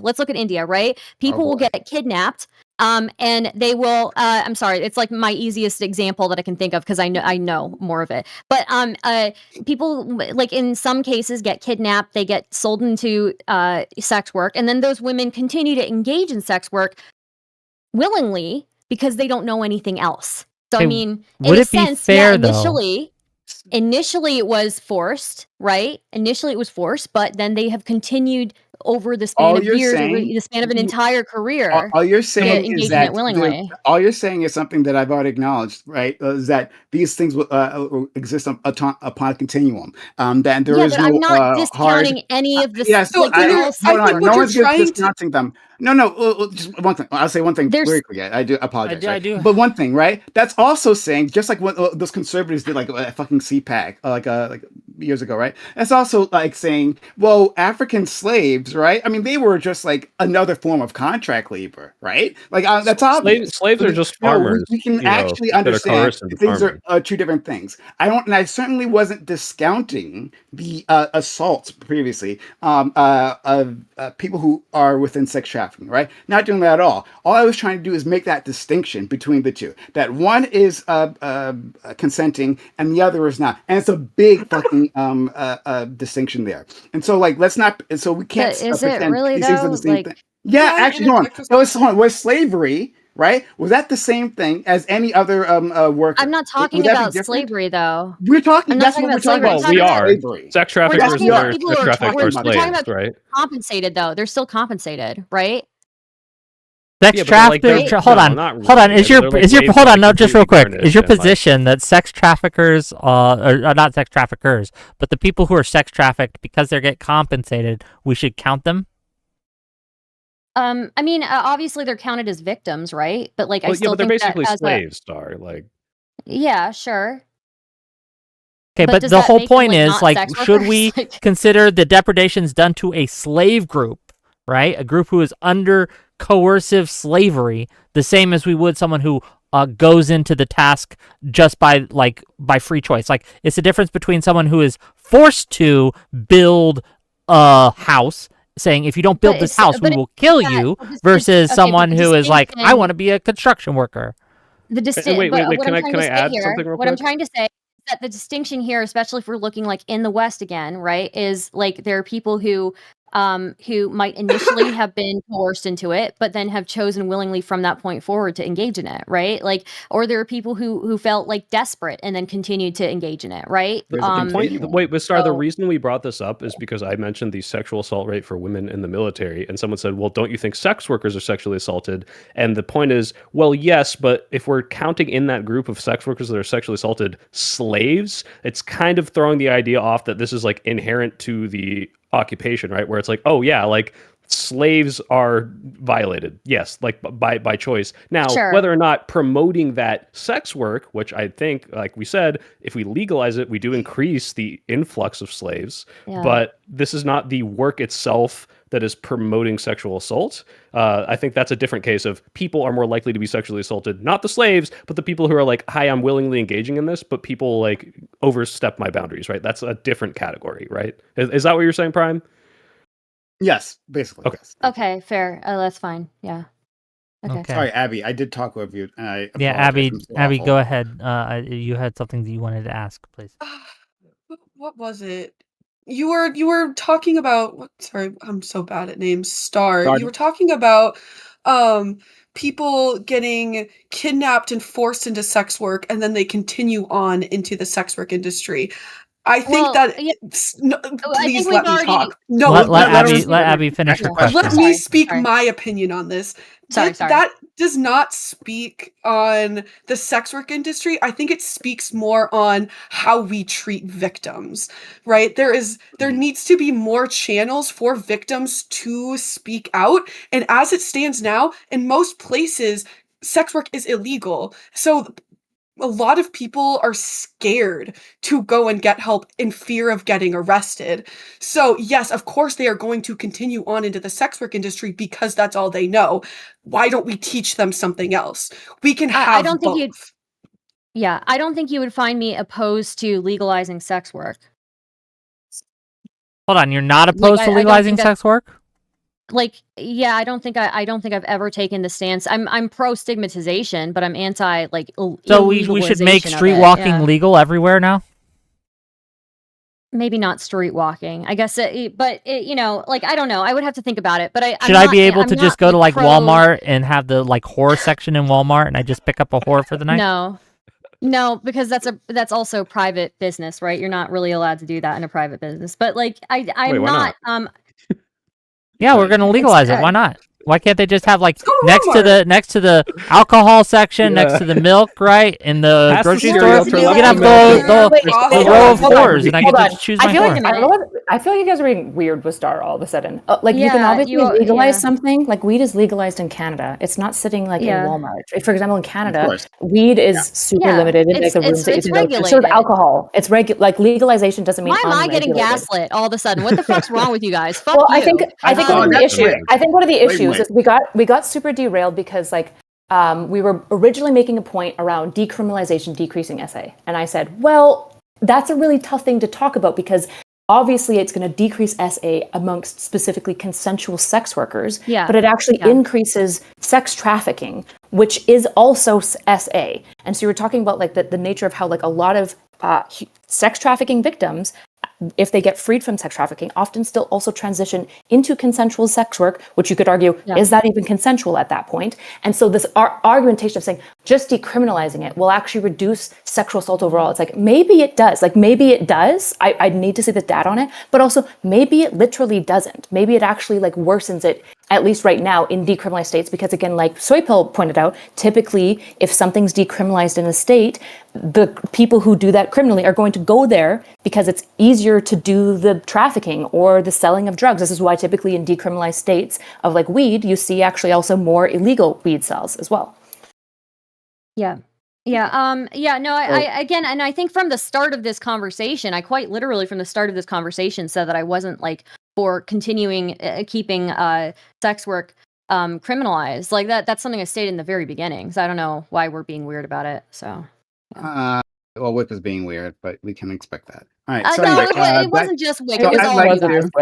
Well, It wasn't just Wick. It was all of you guys. Well, it was all of you guys, funny when he was so. being weird, so that was fun. So I wanted to join in too. I don't want to be left out. Okay, any which way.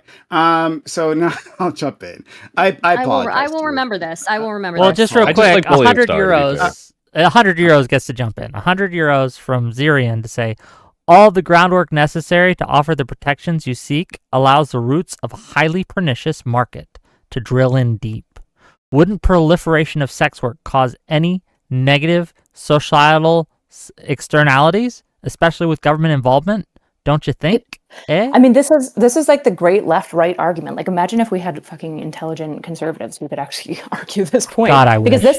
this is like the actual conversation on the legalization, decriminalization that we're having in substance abuse areas, right? Where we look at areas like Vancouver, right, that has legally available meth and legally available heroin. And what we see is that while there is less OD deaths, right, people are monitored more, there's less injuries having to do with substance abuse. So in many ways, it's better for the substance abuser. And just so it's clear, I understand there's a difference between substance abuse and consensual sex work. But just to make the criminalization thing, we also see there is way more illegal drug or importing of fentanyl through Vancouver now than typically in Canada is coming up through American borders. It's coming a lot more through Vancouver now because Vancouver is just easier to bring it in through, right? And so there is actually this tension where we go, it's hard to know. And one of the problems is that acutely, especially, you tend to see an explosion of both people accessing sex work, if you decriminalize it, people trying probably sex work for the first time who wouldn't, in the same way that people are trying weed and stuff like that, people utilizing it, people trafficking it as a result of it. Like, you're going to see an explosion of this. And unfortunately, we just haven't had like a long enough time to see if long term this balances out to like better quality of life. My liberal knee jerk is decriminalization seems better because criminalization is so awful for the sex worker, obviously, right? But okay, well, what's the next step? Is legalization better for the sex worker, or is decriminalization better for the sex worker? I don't know. I actually don't know. Decriminalization. Yeah, So just I- before you Okay. before you go, because I want to pick up back off that, and then we're going to give the mic directly to you, Primecayes, I promise. fair. One of the reasons that I personally am against sex work, is because I don't want men to buy it. I think it hurts the purchaser, right? The person who is engaging in the purchase of that sex work. I believe that they are a victim in many ways. They are preyed upon, and that it hurts them. It Wickham, makes imagine them you less busting into able. an Amsterdam It makes them whorehouse and like saving a poor man from that prostitute well, yes, topping him. it makes them like, view "Oh, sex as look, transactional. I'll save you, sir. I don't want my son or my nephew to think women are for sale. Okay. All right. Can Wait, I? why are we eye rolling at this? This is a Yeah. Hold on. terrific I'll tell you feminist why. argument. I'll tell you exactly why I'm eye rolling at Well, that. Right. I just like God. I'll tell Prime, you I wish exactly you would. why I'm eye Hold rolling at on. that. I just wish you would engage with ideas that actually have some like merit and substance. Seriously, like you don't have to smugly eye roll at everything. Just like So this is. sorry, I don't just agree with like when this. I brought up This is the- like a the classic deep working argument. personal nature of sex. Sorry. Or roll your eyes and The be smug. deeply That's personal fine. nature Very of likable. sex. Hold on, and- let Prime go. Let Prime go. It's finally my time. Erudite, I'm doing anything I want with my face. You do not control me. I'll do exactly what I want to do with my face, right? Your face, her will choice. be- Your body, her fucking choice control tonight. me. Okay. You do I not control me. understand. Yeah, You Prime, can if do I should whatever control you my want with your body. Erudite, she's not for controlling your body. She's not for. True. If I paid you $50, She's would not- you stop rolling your eyes? Actually, I would. Okay. Hell yeah. Okay, go ahead, please. I'll do Yeah, it. that's Okay. all. Anyway. her Okay. choice. So back to it. Okay. All right. And oh fuck. What? So Wait, so before I you go- wanted to have a push whole back list of against things, what was the Wick's last son thing that thinking wanted that me- women were for sale? Oh yes. Thank you. Yes. So it's this idea of a person for sale, right? Bad. Okay, sure, I can agree with that. But I would also, just as long as we're applying it evenly, right? For sale, when a person is using their body, right? That's a construction worker. Hey, I'm going to pay you, right, to use up your body, to take years off of your life, right, to like end up like in old age with like deep joint pain, and arthritis or whatever the fuck, right? I'm gonna do that for my benefit, right? Like you're getting something out of it. That's the exact same thing. It's the exact same thing, right? It's just Construction now- work and sex work are not the It's same not. thing. It's Yeah, not. no, wait, no, I agree with no, Prime. I really- think sex work is less harmful than a lot of manual labor, to be fair. It's Like, less literally harmful less than that. Exactly. Yeah. But So- can we talk about No, you again, can't. like, Stardust. No, Stardust. Hold on. I've been waiting. I've been patiently Yeah, waiting. go ahead, So I'm gonna Prime, go. please. Oh, less so patiently. Okay. Anyway, write it down, Stardust. I do want to hear your responses, though. Anyway, so most of this is to Erudite, but not all of it.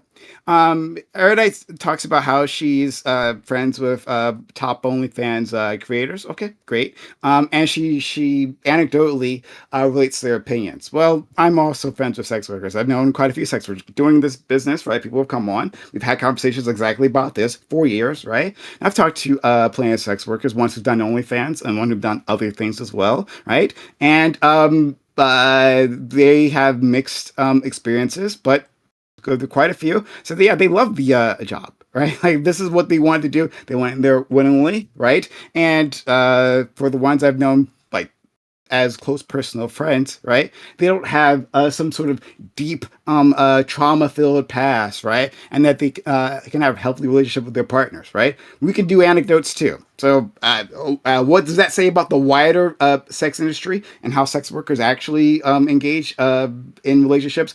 I don't know, right? I'm not going to make that claim, but those are my experiences. Yeah, but Their wait, experiences. Do you want me to? So, Do you want me to respond to that? I got more. Well, I got we're more to going to go. go one Right? by one. It's just a quick rebuttal. Basically, what the anecdote wasn't to say that this is all sex workers. This is to say this is a part and a cost to sex work that isn't talked about often. That's all it was. We talk about that all the time. I don't know what you're talking about. We talk about that all the time. People talk about the emotional consequences of sex work all the time. We were talking about it before you got here. We were talking about that. So, but thank you. Acknowledge that is a thing that can happen, right?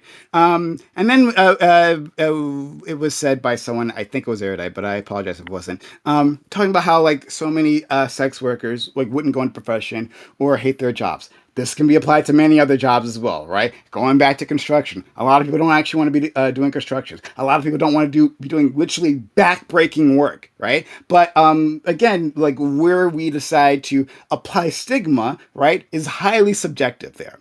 When we're talking about pro athletes, right? Like pro athletes have all kinds of trauma. Yes, they have physical trauma, but then we're saying, well, what about their minds? It's different. They're getting adulation, right? Well, yes, one, we've decided as a society who gets adulation and who doesn't. But two, like literally their minds are degrading from CTE. Literally, they leave the profession, right, with degraded brains than what they started off with. Prime, just to back you up, the average NFL career, it's only 3 years, and these people almost all have to find not great jobs afterwards. Sometimes it's coaching, a lot of times it's like something completely different, and they have no transferable skills from football. So these guys do get fucked over, probably in similar ways to sex work, no pun intended. If they were a sex worker, their career could have lasted longer. Any which way. Back to the military. Like Stardust was talking about what's more personal than having sex with an individual. No one was saying that like it's not a personal, like if you're talking about full body, like full service sex work, right? Not all sex work involves that, but still, I take her point, right? What's more personal than actually having sex with a person? It's a good point, right? I think what's more personal is actually killing that the individual. I think it's a deeply personal act to murder someone else, right? But again, we don't apply this in the same way to the military. We don't apply the same type of stigma. Only 2 more points. Oh yes, and there was a point I think. Stardust was saying this, and Erudite was saying this as well, talking about, yes, we live in a society, right? And this current society stigmatizes sex work, and it's going to take us forever. Maybe it'll never happen. What difference does that make, right? What difference does it make if we, for those of us who are actually pro-sex work, are in for a long fight? What difference does it make if it takes society a long time to destigmatize? The point is to fight for a better world. There are a lot of hopeless fights, like climate change, even more hopeless, right? There are a lot of hopeless fights, but they're worth doing, right? To help the people who are marginalized. And then finally, just a thing on benefits, right? Like we as a society can decide who we give benefits to. Right, you guys are correct. Sex workers leave society here in America. They are often left without benefits, and it can be difficult to transfer to other jobs if their sex work was public in any way. Right. Well, we could just like change that. Like that's part of my leftist agenda. Maybe not part of your agenda, okay, right? But part of my agenda is, of course, we take care of all laborers, right? Not just sex workers. Well, we should take care of them all afterwards. Okay. Just to be very quick, because I hate when this happens in these type of conversations when like the left is fighting the left. We just like have to turn this into one of us has to be evil, so it has to be the other guy.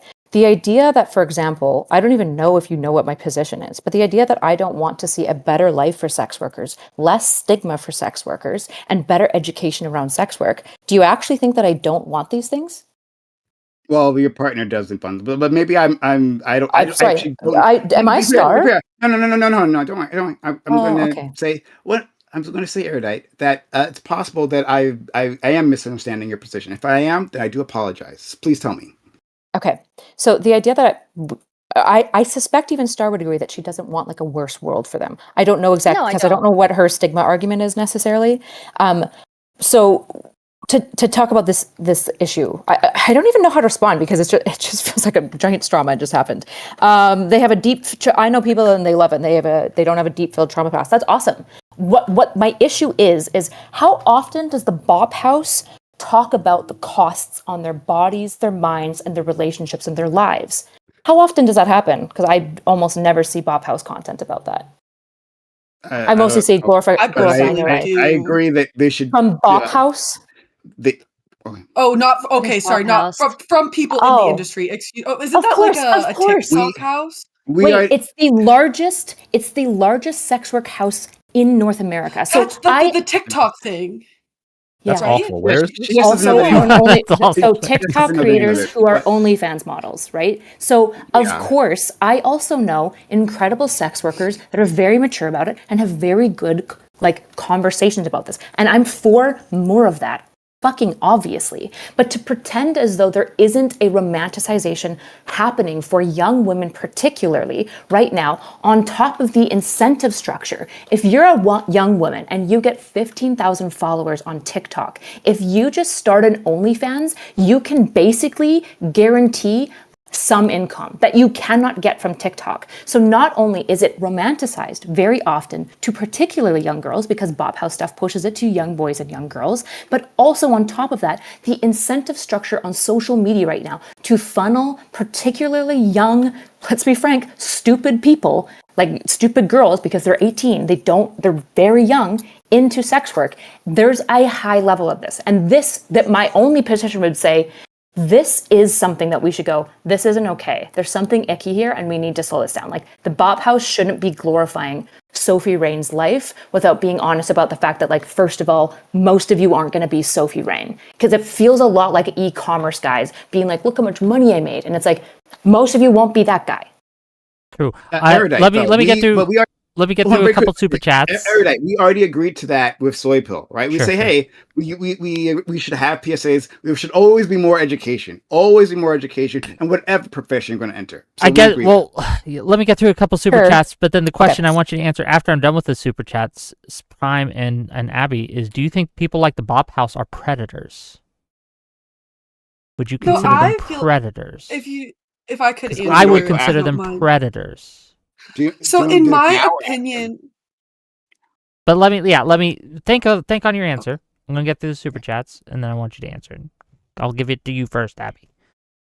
Tier 2 membership from Audacity. Man, I'll tell you, sex is always work when you're out of shape. Dun-dun-ch. Thank you. $5 more from Audacity to say, let me finish, a common phrase in the industry. $10 from William from Texas. We definitely need more regulation of sex work in the U.S. Right now, we have situations where underage Jezebels tempting streamers into attempting to sex traffic them my across God. state lines. Is that a reference to something? I don't know. $5 from Who's Alishness. Jezebel here? I don't know. Yeah, like, well, oh, these floozies, these loose women. Would sex work lower the overall incidence in assault since they'd be able to buy it? Would it give women more power due to the competition? I don't think most people who probably not. rape do it because they're like, well, otherwise I'd go buy a prostitute. If I could buy it, I wouldn't be doing this. Yeah, it's like, damn, like, let's. I really want to beat my wife, but I could buy a whore, so it's fine. Like, what? What are go we to even the talking boxing about right arena. now? It's usually a I'm gonna power attack- thing and a dominance thing. To actually take this seriously. And drinking. Right? To take this seriously, I agree that my only pushback, and it's slight, right, is Yeah, that keep in mind it's a sexual $5 assault- super chat. Let's not give a $50 answer. very, Okay. very quickly, right? My only push back is that sexual assault happens for a whole list of reasons, right? Sometimes it's about power, right? Other times it's about frustration. Like there's a whole list of reasons why that might happen. It could be the case.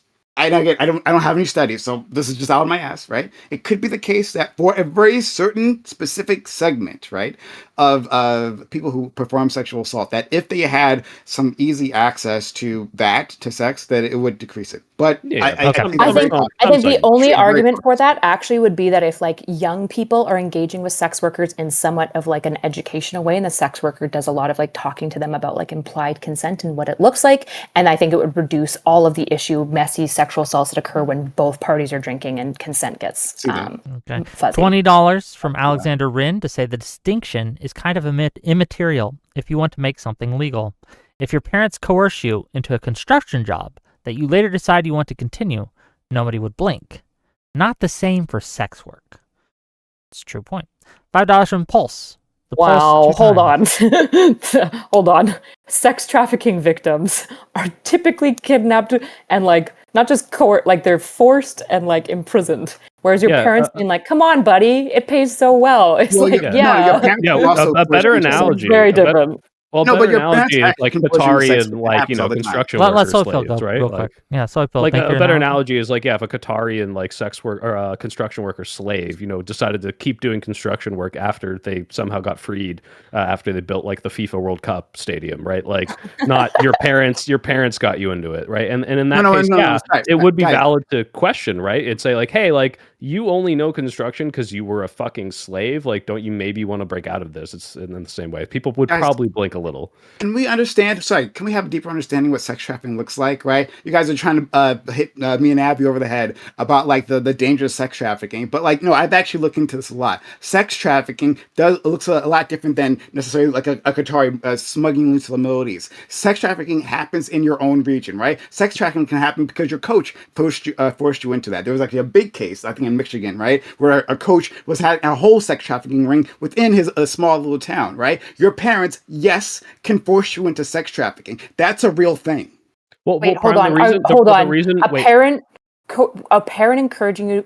Please don't tell me you're trying to compare. A parent maybe pressuring you to go into construction is the same as being groomed by your parents or a pimp to do sex work. We're not comparing these things, right?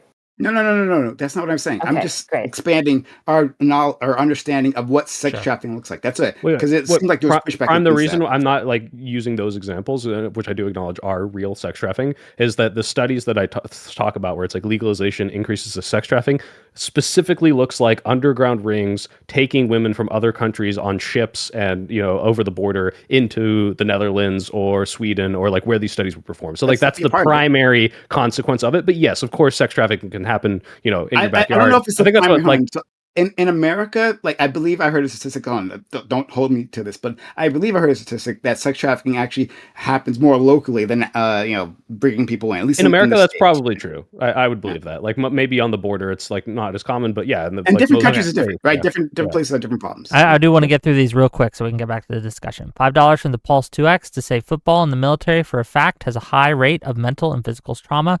People unalive themselves because Kyla is so wrong. Yeah, every veteran suicide is because of Kyla. Kyla is so wrong. $10 from Alishness.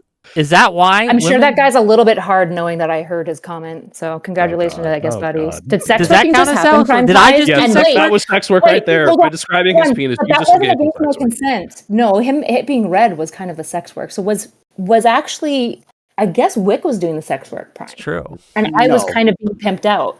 A little bit. Am I your pimp now? Is this what's happening?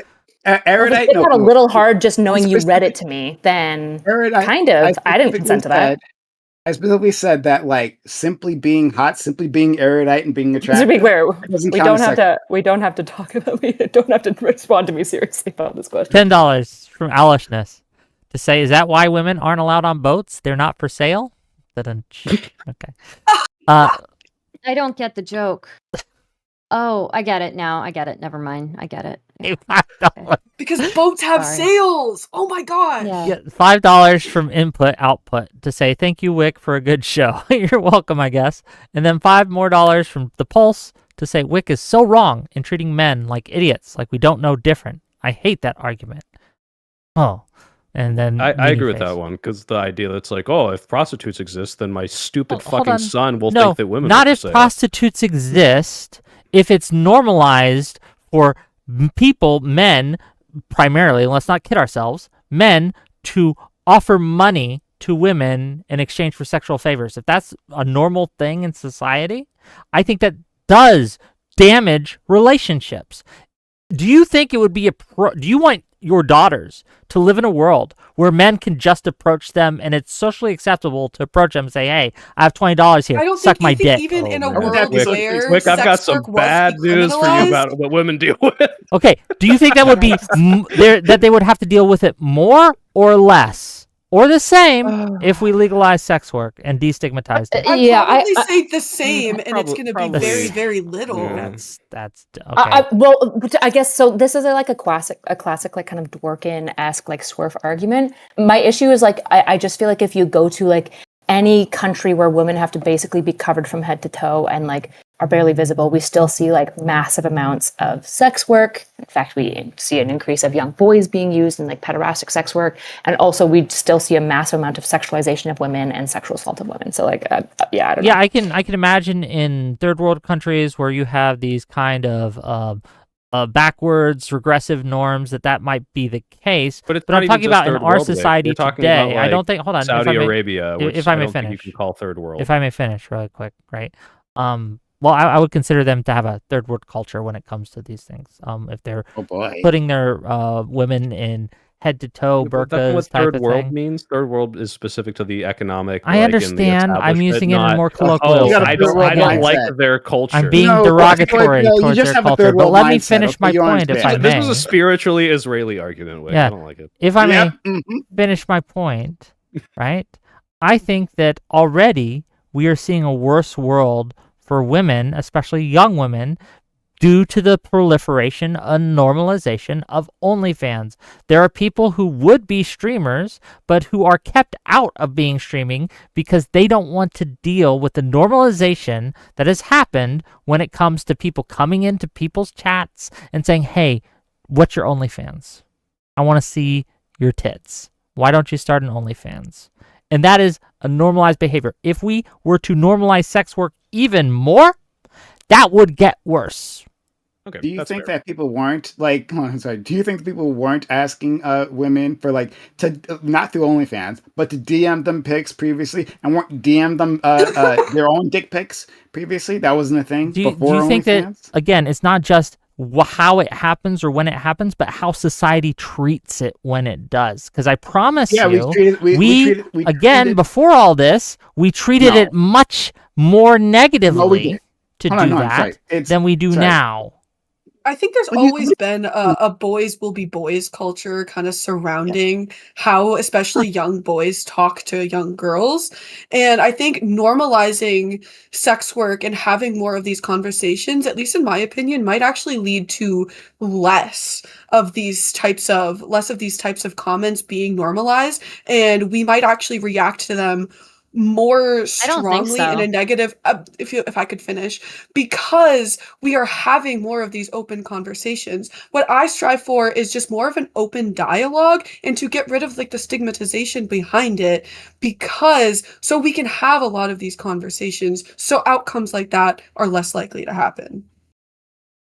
So Stardust, go through ahead. like through every stage of a woman's life, like I think I've heard this, that in every stage of a woman's life versus a man's life, like men are just all their libido is just so much higher, like every single stage of their life, right? And I'm sorry, but like I just don't think that's true. Like there's like this over goonification of our culture. I really don't like it. I don't like it how many times like I'll have people come into my chats, or I used to have people come into my chats when I stream more regularly. Oh, where's the OnlyFans? You know, like that. No, it's not really nice. No, I don't think that the normalization of sex work, whether that's OnlyFans or whether that's like doing like actual street prostitution prostitution. I don't think that's a good thing. I don't like the overgoonification of our culture. I think people should learn to be normal people and not like always like sexualizing things or always sexualizing women. I think actually normalizing the sex work probably will lead to people being more sexual and gooning more in public. I think that You go go ahead, first. Brian. Oh, okay. Well, Ladies very quickly, no problem. Just very quickly, I think you just sexualized men in a weird way. I don't did. know. Yeah, no, I'm very sexist. Yeah, actually I am. Like men are I didn't say. gooners. Men are gooners. Overwhelmingly, who are the ones who purchase sexual material? Men. Who are the ones who Yes, come on. overwhelmingly are I doing weird sex shit? Men. Come on. Sorry. I agree. Come on. No, I agree Men with are you. No, gooners. no, hon, I agree. I agree with you on that. You'll find no disagreement there, right? But why is that the Stop case? being Does fucking that weird does about what's sex. oh my hold on. I'm gonna Actually, just I can't remind wait you for this one to second. end so I can go Just very do it. quickly, That's right? all It's I'm just that thinking about. like talking about the libidos of women. Like do men have higher libidos when I think women have like if you had a distribution of that, their sex drives would be more or less equal. Some people have sex drives, really high sex drives. Some people have low, right? However, it's more acceptable for men to express their sex drives through like the purchasing of like sexual materials and all that, right? But women have high sex drives. They have other ways to deal They with have that, high sex and drives, more but like access to again, in actual like comparison to in-person men, sex. in Sorry, go comparison ahead. to men, I'm pretty Yeah, women's so sex drives are just more highly stigmatized than men's sex drives Yeah, are. I don't think I'm a that's gooner, but I true. can't I talk don't about being a think that's gooner. true. Yeah. I'm sorry, I don't think that's true. I'm pretty sure there were studies showing that like through I have every seen the stage women's in a- romance section. Okay, I see what you guys, you girls goon It's to. wild. It's I was crazy thinking shit. about that too. If I Okay. can finish what I'm saying, I'm pretty sure that there's a huge difference between a dude stroking off in like 5 minutes versus a woman reading an erotic novel. Sorry, An erotic there's novel Why- about a why takes werewolf longer? who Reading an tortures erotic them novel and and makes them stroking off in like 5 it. minutes. Yeah, Wait. yeah, you could do both. Yeah. Wait, hold I do on. both. These things are definitely different. I hate when we try to make these things equalize. Erotica is definitely like the It's way that very women different, engage yeah. and like participate with erotica, which I agree with you guys, is like the stigmatization on women's sexuality is self-evident okay and with bad. that And either. obviously Well, let nobody Erudite here finish. Go ahead. likes Let her obviously finish, Stardust. oh god, being so unbearable today.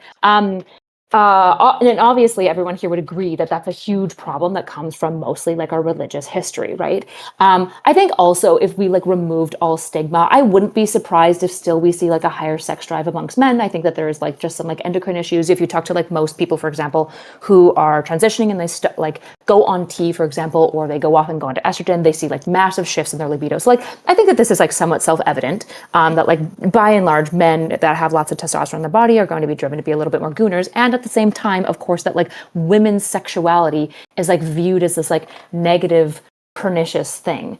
I think like both of these things are true. I don't know what. Yeah. I feel like we're It can missing be the both. interesting conversation Yeah. to fight over Yeah. this. Like, What I'm saying, like, I'm not denying that, like, yes, women's sexuality is stigmatized, and like, generally, we're taught to like be ashamed of those things. But again, like you look at every stage of a woman's life versus every stage of a man's life, like men tend to have a higher libido. And so I agree with Not So Erudite. I think even if we took away the stigmatization, we would still find that that would bear true. And again, like the way that men engage with pornography.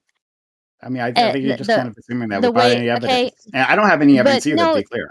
no, I do remember reading a There are study. I'll have to studies look that it show up. that men on average have higher libidos Yeah. than Yeah, women. That could I be a do reporting remember- problem, but this is like, yeah. I do remember probably reading not just a studies on few it. I would studies, have to probably a find. meta-analysis. Yes. Yeah, I would have to like look up what I read in the past, but I do remember that very distinctly being a finding that men in general have higher libidos throughout all stages of their life in comparison to women. That's Can not we- what I'm, Wait a minute, that's not something I'm pushing let me back finish. against. Let me finish. Oh, now you're concerned about people finishing. Let me finish.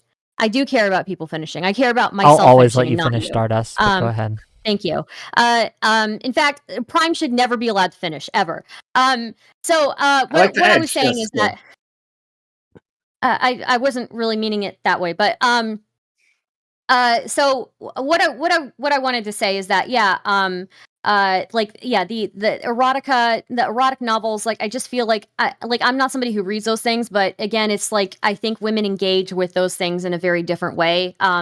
Dudes, they, that, yeah. So yeah, I forgot where I was Yeah. going with this. So I Good. give up. We were talking about sex work and whether or not that would like increase. So like the Dorkin argument, right? And I guess I wanted to engage because I really disagree with Dorkin.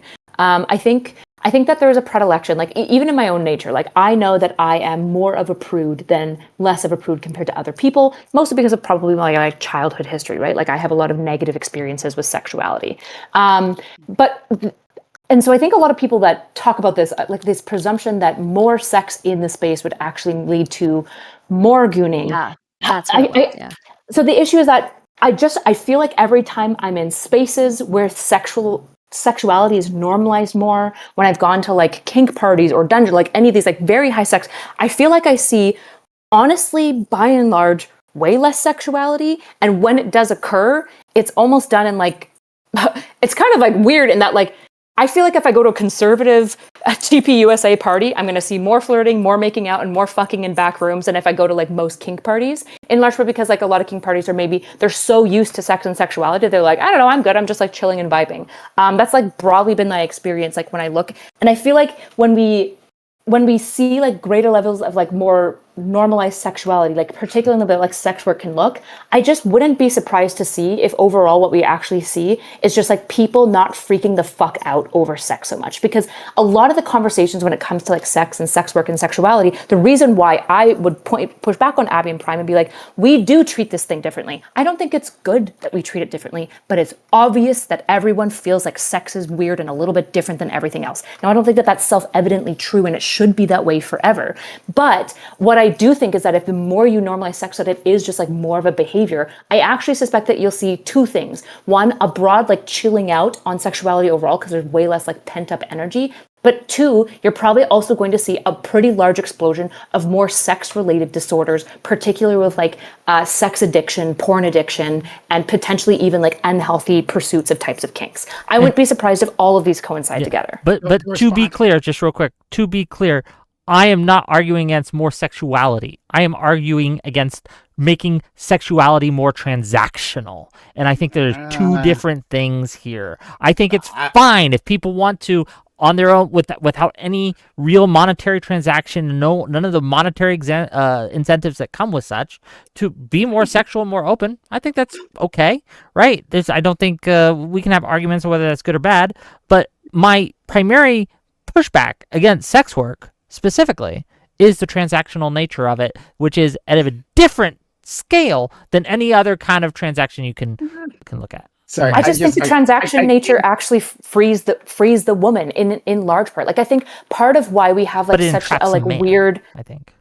I think to some men it will entrap them, and some men I think it will like chill them out, right? I think for some men there is going to be an experience that if they can just do transaction with sex, but more importantly, all of his friends won't look on him as a less man. Because right now, even though you can go on OnlyFans, every dude knows that if he tells most of his bros that he like goons out to OnlyFans models and pays for it, they all think he's a lesser man. In fact, most left people feel this way. Most women, if they find out that one guy spends like, he's got a budget of like $450 for OnlyFans every month, most women as well will look down on that guy, right? Wait, hold on. But Kyla, the reason we look down is because it's financially irresponsible, because that shit's free, okay? Like this is coming from a Jewish perspective, I think that's just financially irresponsible, not because... Yeah, but maybe he wants something specific. He wants the OnlyFans experience specifically where there is like some level of like parasociality, and that's what he's intentionally paying for. And maybe he's an ethical guy and he actually just wants to not get it for free. He wants to pay the sex worker rather than having her body ripped off for free and just post it all over Pornhub. Maybe he's a good guy. In fact, arguably, he's a better guy than you being cheap. If I could back you up a little bit, just quickly for Wick, right? Like sex has always been transactional, like always, right? For millennia, we've treated women literally as property. Was that a good thing? No, I'm not. Was that a good thing, Prime? I'm not saying it's one. I'm not saying. So the less transactional it has gotten, it's been better. One second. Hold on. That's one example of transactionality, but like it happens all the time within the concept of relationship and how we use sex to get things that we want out of our partners, right? In big ways and small ways, sex can be quite transactional. So, but like that in itself is another debate. Hold on, it'll be a whole other debate, but I'd love to have it with you. But to Erudite's point, Erudite was talking about how people act within kink parties. Like that's my experience. I haven't gone to a lot of kink stuff myself, right? To be clear, but I've talked to a lot of kink individuals. I've read a lot about kink, right? I've had panels on kink, right? And like what she's saying there seems to be backed up. That these people have, I don't know, maybe like because of the exposure, but also because they talk a lot about consent, especially with the kink community, right? They talk a lot about consent in a way you don't see in other places. And we hear from like conservative spaces about women coming out of conservative spaces is that they don't respect consent in the same way, right? And that like sexual harassment is quite normalized. So like I'm going to try not to like prognosticate and what exactly would be the case if we like quote unquote normalize sex work, right? And how society will look like. It's actually quite difficult. There's so many factors here. But I just want to back up Erudite on that narrow point that kink spaces actually like treat sex in a completely different, in a more, I think, healthy manner, honestly. But I'll just leave it there. Okay. Well, gang, it is 8:05, and I know you guys have some things to do. So I am going to give everyone here closing thoughts on the subject at hand, and I'm going to let you shout out anything you want to shout out. I got links to all their stuff, everyone who gave me links at least, in my YouTube description. We're probably, after this, you guys can go, but we're probably going to stay live a little bit just to watch the 9 p.m. Eastern Trump announcement, where we're probably going to war, gang. Okay, we're probably going to war. He's the peace president. He would never do that. Don't say that. There's we a stand for peace. That's and what all we my stand for there's conservative a friends said. high chance that it's not. Yeah. We don't know for sure, right? But The Epstein files are in Maduro's desk. We have to do But it. it'd be better for you to join the military now than to go into sex work. Remember that, okay? yeah, unironically, you would be safer, yes. But regardless, thank you, and I'll read the super chats too. But I want to give it first to Erudite, and then I'm gonna let Abby have the last word, and we're gonna go in kind of that order. So Erudite, close us out, please. Sure. Yeah, I guess like my final statement is like I think everyone should try to like self-interrogate their relationships to sex and sexuality a lot more before they like want to talk at length and think about like how is the best way to prescribe the world. And I don't mean like for the panelists. I think like in general, our society has a really, really strange relationship to sex, and I think it does us a lot of harm. I also think that like by and large, the sex worker is always viewed as like the least of women. Because I think it's like the most socially appropriate way to like vent out misogyny. I think that if like you actually had an issue with sex work, you'd be a lot angrier at the Pornhub, the owners of Pornhub who were just charged and admitted to basically facilitating minor trafficking. But instead, people are mad at like Belle Delphine or I don't know, like Bonnie Blue or like all these other. It's like I have some issues with Bonnie Blue because of like the young boy thing. I don't love her like going around and that was a really bad example. The youngest consensual, but like Sophie Rain, right? Like people are so mad at Sophie Rain for existing and making a lot of money, and it's like fair enough. It's frustrating that like it can be so easy for some people to make money, but it's like I don't know. XQC exists, so I don't know what we're mad about. If you want to be mad about sex work and you think it's destroying society, fundamentally you have to be talking about like the large scale providers of it, right? I feel like this is like the same thing that happens in like environmentalist conversations where they're mad about the world getting destroyed, so they like yell at their friend for not throwing out like a straw instead of talking about like the oil industry or like how China and India are just like dumping sewage into the ocean, like things like that, right? So I don't know. I feel like it's just justified misogyny to blame sex workers instead of actually talking about the real problem. Okay, well, thank you for being here. And gang, we are going to have like a call-ins after this, I think, for the hour while we wait for the Venezuelan thing. So any of you want to stay for that, you can. And if you want to hop backstage, now's the time. Soypill, go ahead. Yeah. essentially, yeah, I'm not against legalization in principle. I would want to make sure that if we do so, we could do so in a way that would make sure that we're not increasing the sex trafficking, which I'm pretty sure is not just the increased reporting. I do think it increases the demand and the increase of people being brought in from other countries, which is bad. There's also other kinds of sex trafficking. I think although while we had this discussion, there was a lot of agreement, it kept coming back to this thing, and I'm not trying to put shade on you, Prime, but like very often I would hear this like phraseology of like, just like we do with other jobs. And that's the whole point, is like, but it's not like other jobs. This is a very specific thing, partly because of the stigma, but also because of the consequences that can happen in sex work. I'm not anti-sex work, but I do want to make sure, and I'm glad you agree with me on this, that we need to make sure that the people that are going into this are not being groomed, are not being pressured, are not being preyed upon, and are doing so because they like it, because that is a thing that absolutely exists. People just, people like fucking, some people like getting paid to fuck. All right. So that's cool. If you're pro sex work, I'm pro sex work. I just want to make sure that no one's getting abused in it. And it's never going to be no one, but there are ways that we can make sure that people have informed consent going into this stuff. So otherwise, I'm never starting an OnlyFans. Stop asking me. Okay. Check him out, gang. You don't get to see his OnlyFans. Only the top tier subscribers do, okay? But you can see him stream and check out his channel. Stardust, go ahead. Yeah, so again, I don't ever want to like blame sex workers either, or put the blame on women who've fallen into that profession. It's obviously, a lot of people are enter that out of desperation or other things, right? But I do think that I agree with Soypill's assessment that it seems like, although we had this conversation that sex work is not like other work, it still seems like there's like this false thing where we're trying to, or certain people are trying to make it more equivalent to other jobs than it actually is. I remember I even talked about earlier about how, sex is this deeply personal thing, and the commodification of this deeply personal thing probably isn't the greatest for the people who are engaging in that commodification. And I remember Prime responding to that and saying, well, what else is a deeply personal thing is killing somebody. I would actually argue that, that's not necessarily the case. Most people don't really get the opportunity to kill people. Most people don't get the opportunity to kill people. And also, I would say to kill somebody, probably you're more likely to depersonalize them, aren't you? Like, aren't you more likely to like you to be able to cross that line?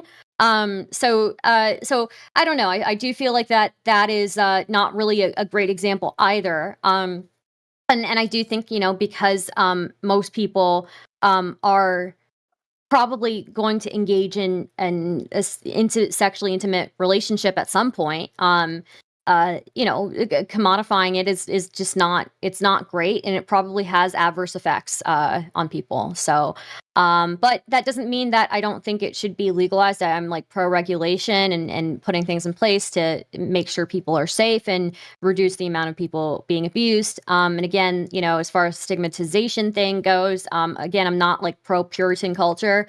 I'm just pro the same type of stigma that you would experience if you decide to do a really shitty career that's going to take you nowhere, basically. Okay. So, yeah. No, well, thank you for being here, Stardust. And Stardust, you can check her out at her remonetized channel.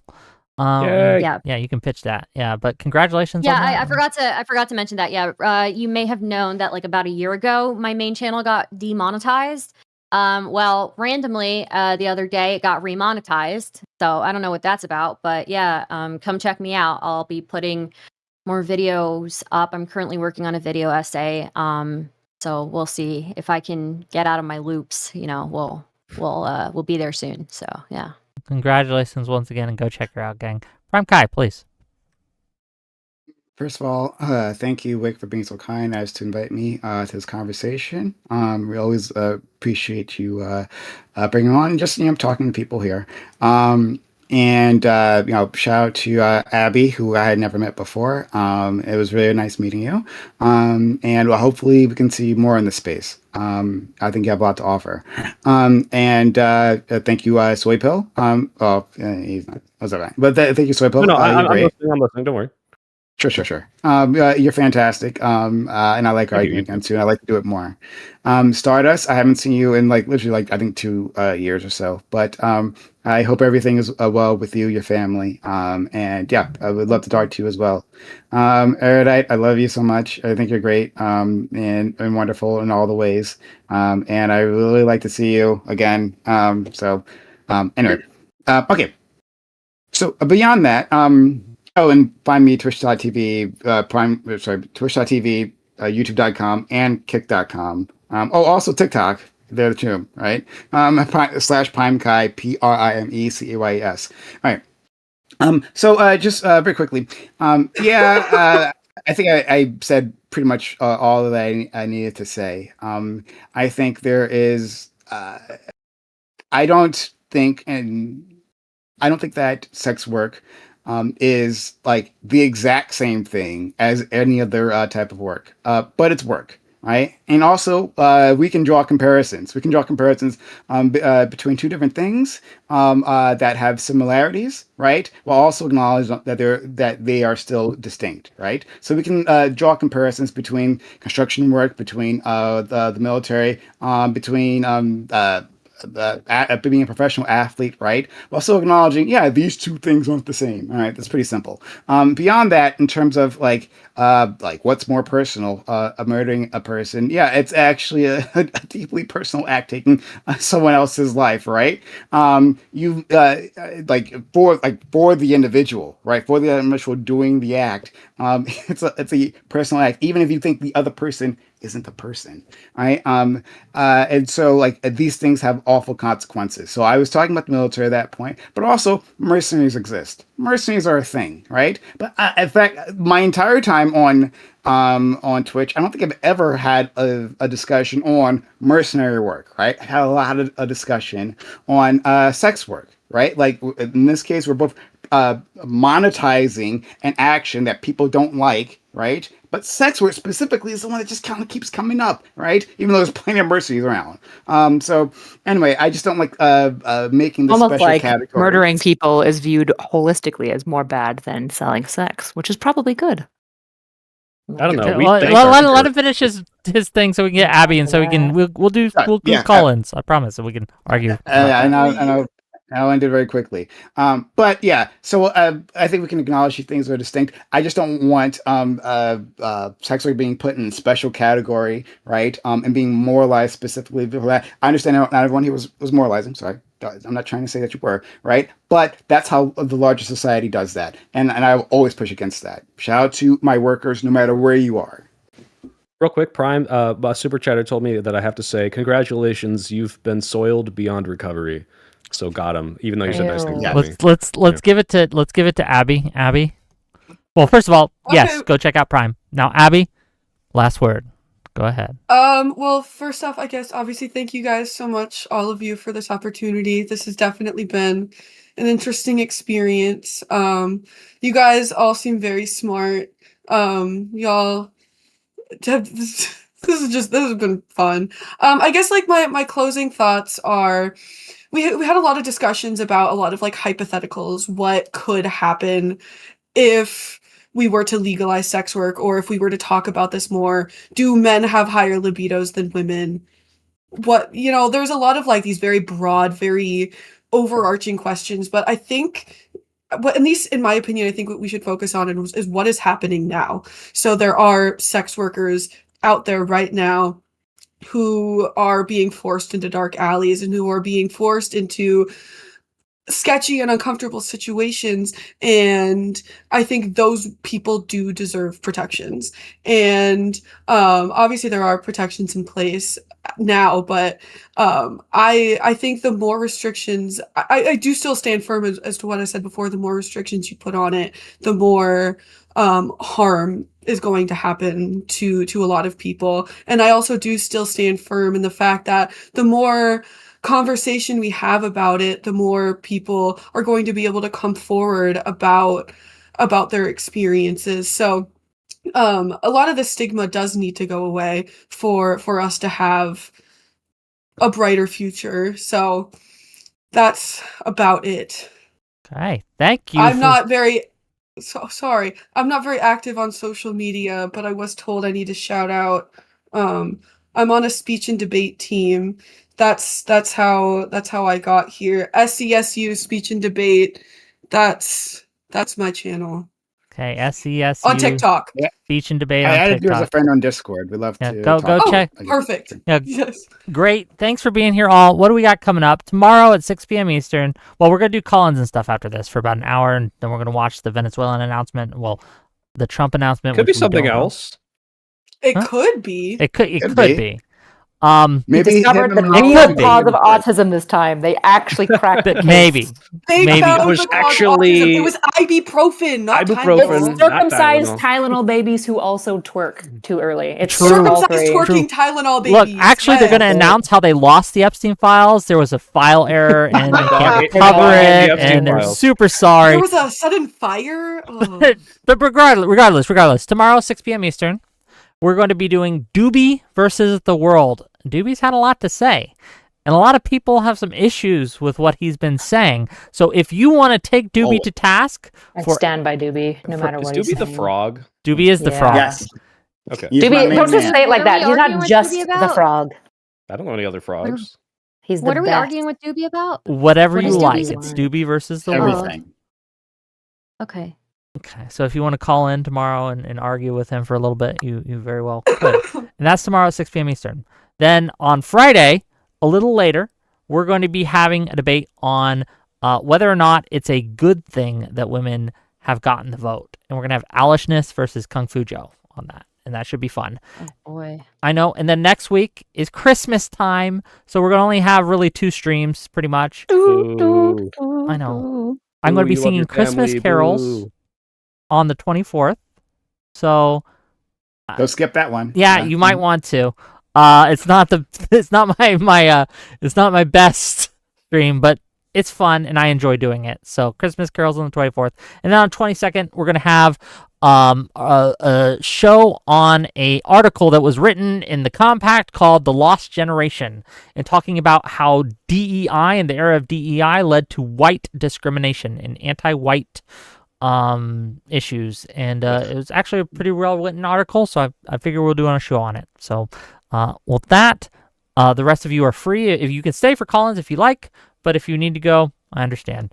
So I gotta go do sex work. Sorry, guys. Good luck. Have a good one. Yeah, Have I have fun. to go sell my body on the I'm street. staying here to do sex work, actually. So okay, Yeah, I'll Great. be back later to do even more. okay, see you later. every time Thank Primecayes you. flirts with me, he's doing sex work. By the way, That's exactly right. which means every time Well, we have what a is he panel trying to together, get he's out doing of it? sex work. Like monetary wise. Well, Um, trying to flirt with a police officer to like get off and stuff isn't necessarily always inherently Are monetary. you gonna Maybe like I'm just give him a ticket or wait. like, What if take I'm him to flirting jail? like just like with a man because I like want him to like help me carry stuff? Is that sex work? Yes. Okay. Yeah. Like what if you got that? I'm not engaging with this seriously. Man. I'm not participating in autism today. I'm not doing absurdist autism today. Oh, okay. I sure. did it But anyway, yeah. for, like, So the that last 3 same days. one, you could flirt that same guy, right, to actually set up your entire living room. Women do this, right? That is like you've gotten. You could have paid someone to do that, right? That's something that has monetary value. But you flirted shamelessly. God, I have female I relatives mean, have done shamelessly. this, right? What's And- wrong with flirting? Nothing. Sorry, I take that Oh, back. okay. But in any case, you flirted quite a bit, right? And you've got a man to do something that has a lot of value, right? That you could otherwise have to pay for it. Yes, that's sex work.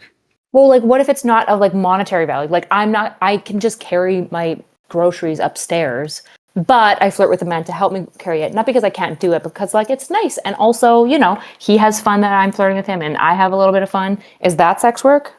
Domestic labor has value. I don't know if you don't know that, but domestic labor has value. So So in like my it's comics why- utopia, no matter what I'm doing, basically to some degree, I'm doing sex work. If there's any level of No, sexual I didn't say tension that. involved. No. I didn't If say I bat that. my eyes at a guy and it leads to him like opening a door for me, am I doing sex work by batting my eyes? Is that trying to use your sexual wiles? I mean, I'm batting my eyes and I'm a cute girl. I don't know. Does that I don't know if that counts as using. I'm asking you. So I'm Just was clear. I think I'm this is an asking your absurd definition of sex I'm work. asking about your intentions, though. I'm asking about Does your like intentions batting your here. My eyes actually intention work for is anything? batting my eyes, Yeah. and I think there's a 50-50 chance it may lead to him opening it. Maybe he'll just smile and think I'm cute. Maybe he'll open my door, but No, him opening the door is certainly a nice benefit. You blinking your eyes, right? And Not also happen blinking, to be a batting my eyes. I don't know. I Prime. don't know what that, I don't really I can understand tell what that you means. don't know how to flirt, but when I say batting my eyes, No, it's that's different than true. just blinking. I'll You're making take it be that. like I'm being like. I'm asking. Sorry, friend. I mean, like, I walk up to a guy, the door is closed, we're about to walk through, and I like look at him, I'm like, Okay, so and then he opens the door, but I'm not intending for him to open the door. But him opening the door is a positive. It's not about the. Oh no! If you're not intending to get something out of it, period. Well, there's a chance I might, and I'm not opposed to it. But if he doesn't, I wouldn't be bothered. That's not your goal. That's not your goal. But someone's happens it's to give you something. 50% my goal. Well, it's 50% my goal. It's 50% my goal. I don't understand that. I don't understand how that even. It's a probabilistic. If I bat my eyes at him, he might open the door. He might not. It's totally fine if he does. But just to jump in here real quick, Erudite, there would come a point where I think I wouldn't call it sex work, but you would consider it some kind of like transactional thing. Like, yes, batting your eyes to open the door, kind of ridiculous to call that sex work. But if you were like, hey, if you give me half off my rent, I promise that I'll be topless as I clean your room or something. That would be a little more like, okay, that's probably sex work, right? That's probably sex work, yeah. But the issue is that Prime is defining anything of flirting, and I don't think that we should define like social tit for tat and social like tension and probabilistic social exchange and all these things. I don't think should be like like defined away in like in such a like weird way. I think it's a very strange thing to do. Probabilistic access to this, which is weird. Almost all social exchange. Wait, I don't know what to tell you. Almost all social exchange is probabilistic in nature. When I like talk to somebody and I introduce myself calmly and I'm nice to them, I'm assuming that they'll like me by the end and have rapport, but it's not necessary that they will, which is like a probabilistic engagement, right? I'm going to reach out to you. All right. Okay. We'll try it again. Erudite, again, you're wonderful and amazing. I love you so much. But I don't want you to do sex work on this panel. Any role, no matter like what it is, you're familiar with this, like being in the debate space, right? Like if you get to the far extreme, right? Like there is a level of absurdity there, right? Doesn't matter what it is, right? When we make a hard set rule for anything, right? You can just like make a bunch of hypotheticals at the very edges, and then like things tend to fall apart and get weird, right? Acknowledged. Okay, so we'll say the edges of my rules are weird and maybe not useful. Fair. I'm willing to accept that. That doesn't mean that the rule doesn't have value. That like overall that people can use their again sexual wiles, however you want to define that, right? For the purpose of getting some level of remuneration, and that is sex work, right? Like you're using like your body or whatever like to get something from that. That's sex work. Okay, I wanna let the caller have his chance to call in and tell us what you think. Sex work by showing them this. I don't know. Your camera is showing us your knee. I don't know if you want us to see your knee. Oh, it's showing that my camera isn't working at all on okay, mine. we can see what your we can see your keyboard.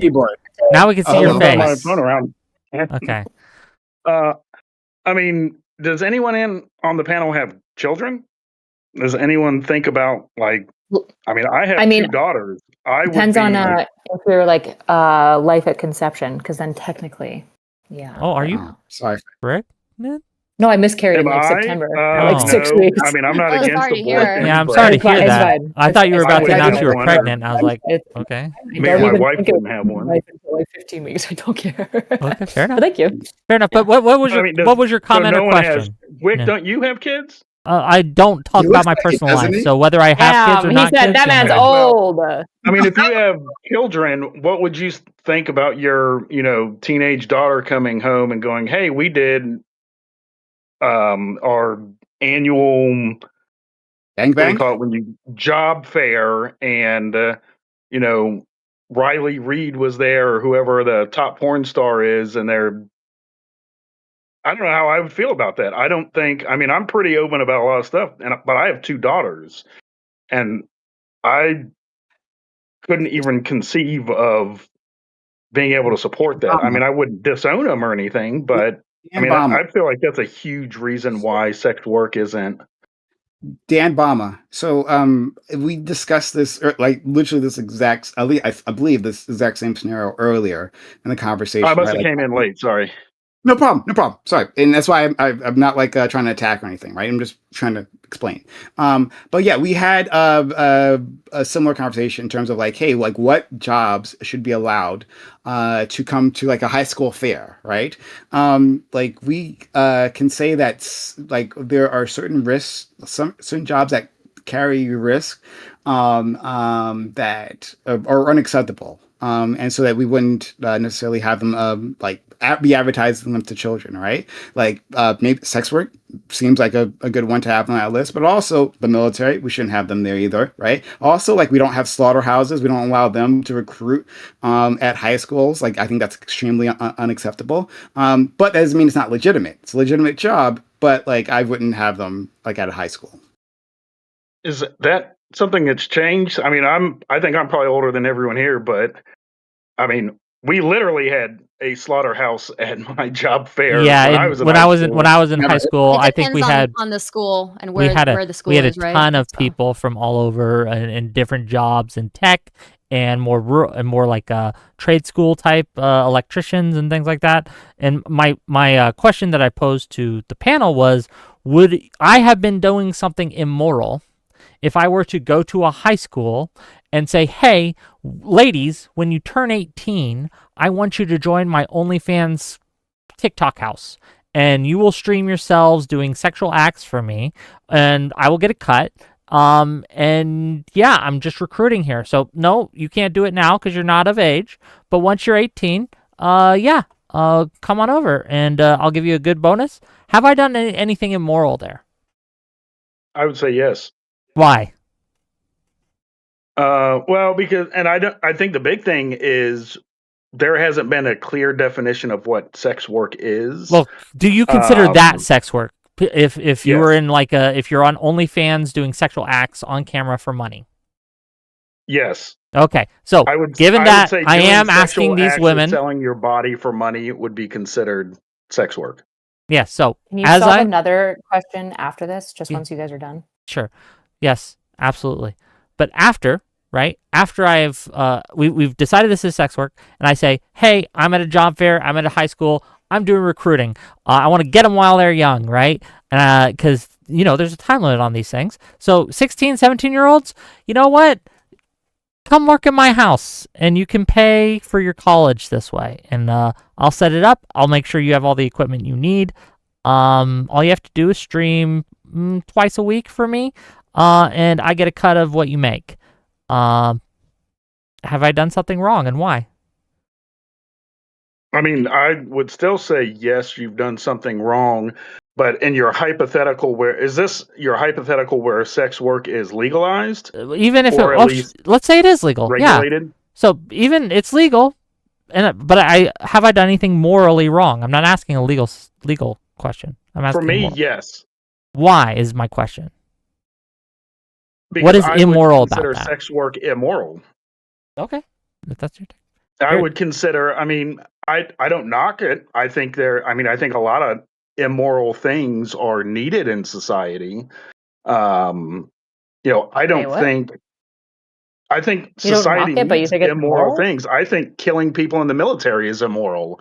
I still think we need it. Do you think sex work is necessary? Abortion is immoral. I still think women should have that right and that choice. Just because I figure something is immoral doesn't mean that society as a whole would. Morality is just people's opinions on things. There is no set definition of what is moral. My definition of morality would be older men shouldn't be taking advantage for sexual gratification of young women. That's why, I feel that's what it is. So if an 18-year-old woman wanted to date a 40-year-old man, you would think that that's immoral?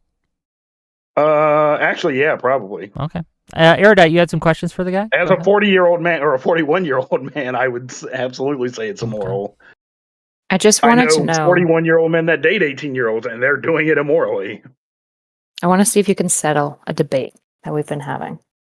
If I am walking along and there's a door ahead of me and there's a man to my right, and I bat my eyes at him, not expecting him to open the door, I think there's like a 50-50 chance. And if he doesn't open the door, that's fine. But if he does open the door, then I'll be happy as well. Am I doing sex work? No. Okay, thank you. Hold on. Sex, no, but this is true for one. But there's something I didn't address previously on this, right? That like sex work never gives you the guarantee of remuneration. You can expect it, right? For instance, you can escort, you can sleep with someone and expect to get paid. You should do that beforehand, honestly. But like you could expect to get paid afterwards, but then they don't pay you, right? That would You be can, theft. That's not the same thing. Yeah, no. Still, no. Sex work happened. No, sex work happened, right? But you didn't get remunerated. That doesn't mean that And it we wasn't. stole That's why I'm from you. saying it's an Did the guy who didn't expectation. open the door steal from No, me? they stole. He I'm not stole saying your they did. labor. Stole value. labor. I'm He saying- stole my IBAT labor. Yeah. I paid. I Yes. batted my eyes. If you guys Indeed, think batting indeed. eyes But is I'm just sex, saying- you guys are doing it wrong. Yeah. That's not So, like- that ain't what sex like, is. But my definition doesn't need the remuneration to actually happen. The goal was to seek that remuneration, not actually necessarily receive it. So if you're a sex worker and you keep on saying that people like you're like, yeah, I'll have sex with you, but it's $150, okay? You're an easy commodity. And then you just never get paid over and over. Would you just say that you're like a failed sex worker? Yeah, you're bad at your job. You're like really bad at your job, back. So if I bat my eyes and Just he like if doesn't you're a open the plumber door, and am then I you just never a get bad? paid, Yeah. you're a bad So if I bat my eyes and he doesn't open the door, am I a failed sex worker? You're shit at flirting. Yeah, you're really bad at that. I wouldn't call you has a sex that worker. ever Also, actually- last thing, I wouldn't call you a sex worker. I wouldn't, to be clear, and I made this distinction previously, I wouldn't call you a sex worker for batting your eyes, right? You've engaged in an act, right? But that doesn't mean you're part of that profession. Those are two different things. Okay, Stardust, you had something to say. Go ahead. Yeah, has that like ever actually worked? Like batting your eyes at somebody, has that ever actually like worked on anybody? I feel like I have never seen that in action. It's more like worked the on me, outfit I'm so wearing. yes, it has to be worked. frank. If I'm in a cute outfit, people are going to probably open doors for me. When I'm like How do you in my even, like how travel do you bat clothes. your eyes at somebody? How do you even do that? You just blink at them? Like, See, I feel she like doesn't know somebody would be either. You like, don't know how to okay. bat Yeah, your you eyes. know Hold Not on. bat Okay. your eyes. Okay, Yeah, because Erudite, I'm on a she panel with a bunch You of got long Tylenol Americans, eyelashes. it doesn't mean that what I'm Boy. saying doesn't exist or make sense. Stardust. Look into my camera. Okay, I'm going to show you how to bat your eyes. Okay, you ready? You ready to learn? Okay. I Okay. apologize if this goes to my knee again. Wait, really? That works? I feel like that's so cheesy. I feel like I would be like, yo, get It out of my depends on the fucking context, somebody but it can tried that with me. absolutely work. Yes. Why are you not turning the fuck around? I guess I I just wasn't never being learned silly before. these skills. So And that's yeah. okay. I haven't learned it to. I don't bat my eyes either. But Erudite expects me to know exactly what she means when she bats her eyes. But Dude, okay. none Well, of I you know just what it assumed means to that you've like bat your flirted. eyes. What is going I on? just assume you flirted with women that was an incorrect men assumption. and It was had some incorrect. level of I've- sexual tense social Incorrect exchanges. assumption. Flirted with people. Okay, Okay, yeah, I've flirted I've with assumed people, you but, flirted, I suppose. But like batting your eyes is different, I feel. No? Yeah, Like- I actually should apologize to all Tylenol Americans. I was making this seem like this is a Tylenol American thing. This is not a Tylenol American thing. This is a never leaving your household thing. I apologize to all the Okay, Tylenol this Americans. is just That's rude, Erudite. This is just rude, okay? I have flirted with people before. It just has never included batting my eyes. Just at real somebody quick, because I feel like thank they would, you. like, look at me like Thank you weird, for know? the sub, Killer Queen. Subscribe for 2 months. See, it works. Did I just do sex work? I batted my eyes and someone gave me money. Was Well, that did you sex expect work? You me did. to do that? Was that your expectation? Look, my expectation for streaming anything I do was to get money. Why do you think I'm doing this? No, I don't. No, I mean, like, are you saying that specific act? Killer like, Queen you just expected to get bought in- my How sex do you work. even? No, no. How do you? It doesn't flirt with matter if somebody you by got the looking at remuneration. If you them? weren't I asked, feel like you have like, to have a conversation with somebody to actually flirt with them. No, No, you don't. Like, You can flirt with no words. Have you never? Oh, no, Hold on. you're killing me. That's sometimes the best flirting. Do we need to hold on? Erudite, we have to have like a how to flirt across the restaurant. I guess I have done that. Yeah, I have done that. Okay, But, like, yeah, that would make sure be they're one not, example. Wait, I make sure Not they're not batting your looking eyes, at but- me though. I make sure they're not looking when I'm doing it. Okay, well, if though. you That's ever the feel thing, bold yeah. enough to do it while they're looking at you, and then they look back and they get like a little smile on their face and they kind of look you up and down, back and forth, that would be flirting without any verbal exchange. Hey, gang, if you're in chat and you want me and Erudite to host like a flirting workshop and how to flirt with people, hit 1, okay? I'm just wondering if this is a need that I didn't think people needed. For me, okay? I don't do sex work, so unless you're Primecayes. Fair enough. Who doesn't know how to flirt. Okay, It's always the people who my can't current flirt that are skills like, that works for everything's me, sex okay? work, and you're like, bro, no. Just because you guys do that, okay? And not everybody needs it. Okay, sometimes, it's just a little too bold for me, I feel. It's just a little too bold doing the, like Flirting is bold. Flirting is bold. No, but talking to somebody it makes more sense to me than like doing the eye fucking thing. I try to make sure that they're not looking at me, and then if they catch me looking at them, then I look the other way, So like, well, that's I'm part like, of the game that women do, right? They like look at you long enough, and then you catch them, and they look away, and then they look back, and they catch you, and you look away. It's like a whole thing. I don't look back. That You don't look back. Like, you just never meet I eye don't. contact whatsoever. No. Okay, no. the next Why would I do that? time, Star, just make Very good. intense, prolonged eye contact. Just never. Why would I do that? There it That's is. weird. Why would I do that? I'll just go up to them and talk to them. Just never ever look away. Okay. I'm not gonna do And then that. drool a tiny, tiny bit, just a little bit. Okay, I can't control my drool. Okay, I'm sorry, I don't have. The You skill can't set control now, your It goes drool. to the same bar as I do. I swear I've seen men do that to women. Just stare, drool a little bit, and give them a little. Yeah, we don't call that Hey, flirting. We call that baby. harassment usually. Well, that's the I know, difference you're between not flirting and smart harassment is enough. whether the There's a woman likes very it or fine not. line Right? between Works a lot harassment with and flirting. men. Okay, there's a very fine line. And to be fair, the prettier you are, the finer the line is. Really, well, the lower the line is, I should say. The You bar have gets more. lower. They give you more grace if you're pretty. Okay, you can Yeah. get away with more. Let's say that. You can do much more creepy things. True. Okay, Puffin Master, I do. you're here, and we are also graced by Zonia. Okay, Puffin Master, go ahead. What do you got for the Yeah. panel? So this is to the is it sex work question that everyone's been grilling Prime on.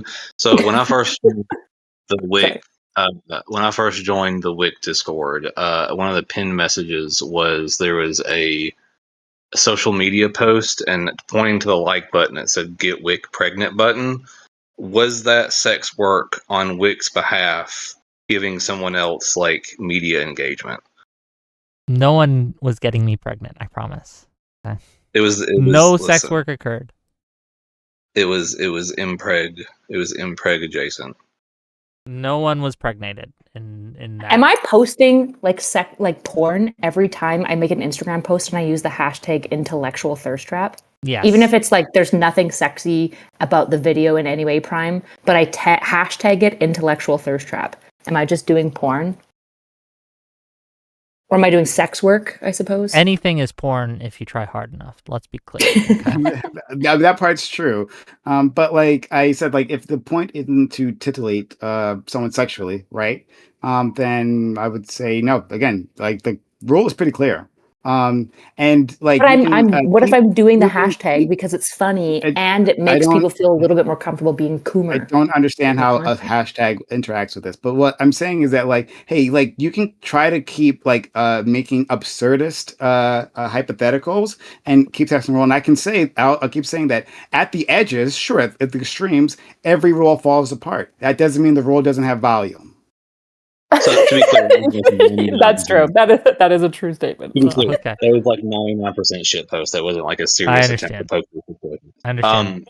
I want to try and steel man Prime here a little bit here, even though I don't necessarily agree with him. So Prime, I think what you're trying to say is that if someone is using sexuality to try to gain some sort of remuneration,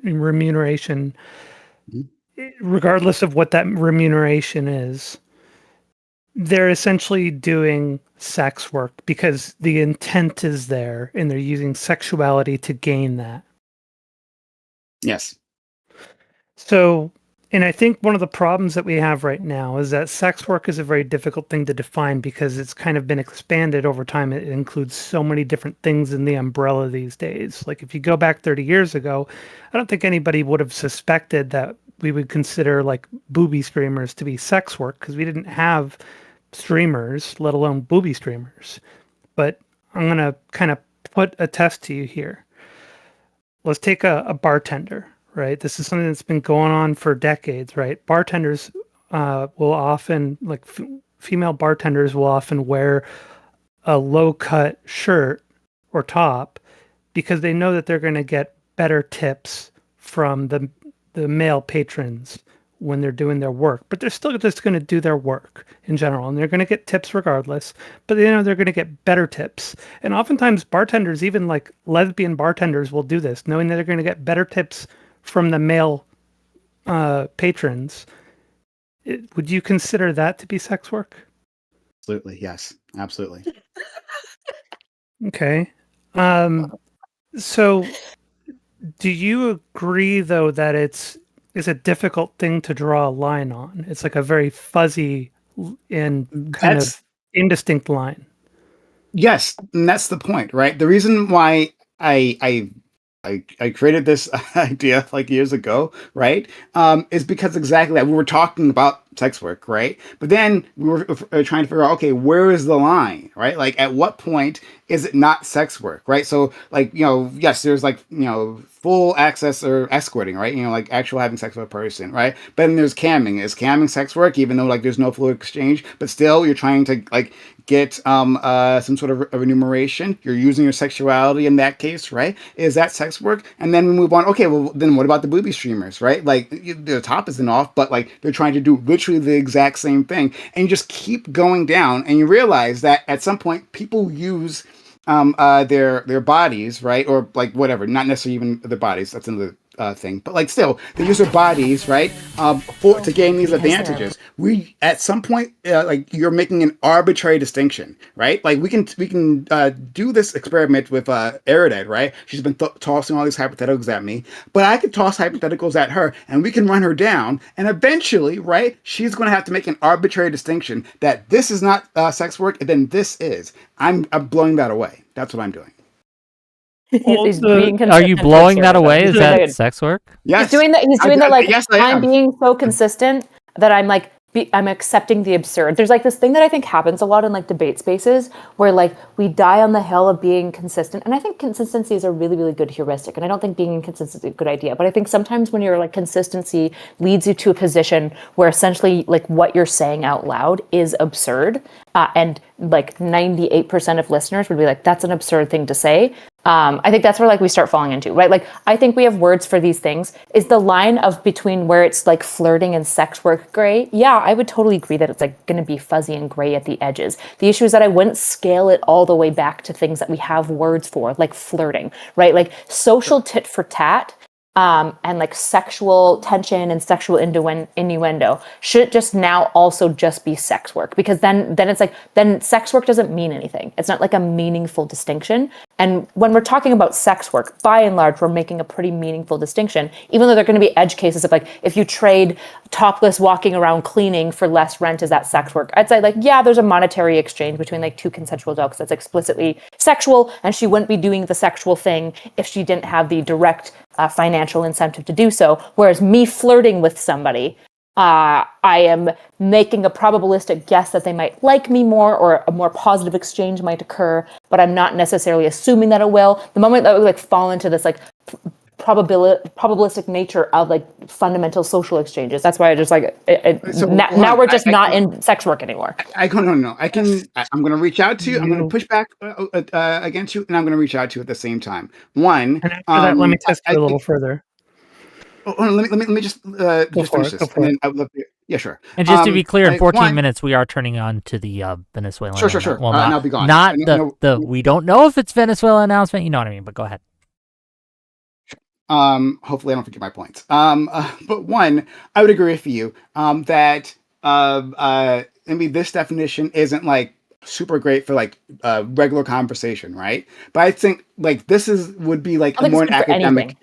I don't. No, Oh, no, no. okay. This is the Well, issue. I don't think it's descriptive or prescriptive. And once something okay, is okay. both non-descriptive and well, non-prescriptive, then I now will fight we're for in the that. Never territory of mind. like Then we're not. uselessness. Then I'm There's no not reaching out to you. Then functionalism. I take back that statement. I'm not reaching out to you, but I'm going to say something any which way, right? I think that we have like academic terms, right? That we use in academia that when they escape to the wild, right? People think these things are absurd, like the academic definition of racism, right? We've had many discussions about exactly that, right? But that doesn't mean that that term within that space, in the space where we're discussing these things, isn't useful, that it doesn't have value. And I think the same thing for what I'm defining here as well, right? Maybe in like regular conversations, we don't use that. I don't use this in regular conversations. Just an announcement.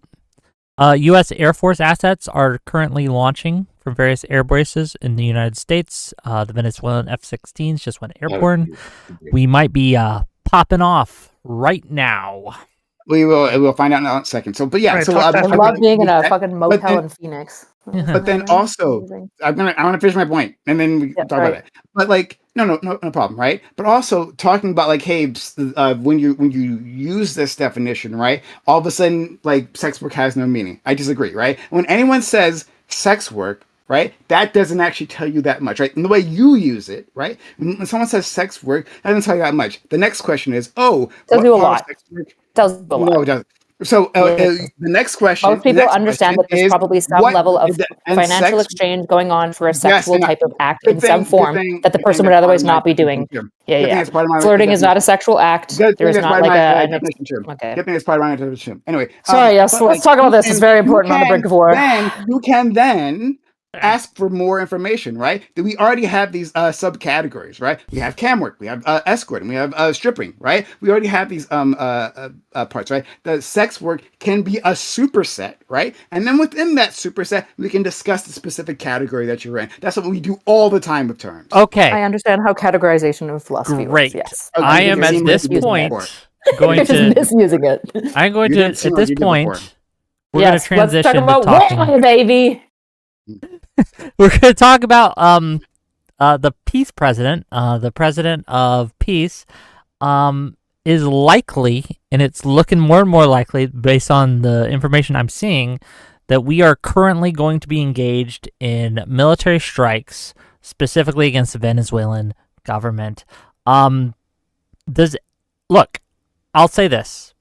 I am not someone who is against, in all cases, military intervention or regime change even. I think there are cases where, and there are arguments that can be made, where in certain instances, this is the thing that we should do. It would be the moral choice and the strategic choice for our country.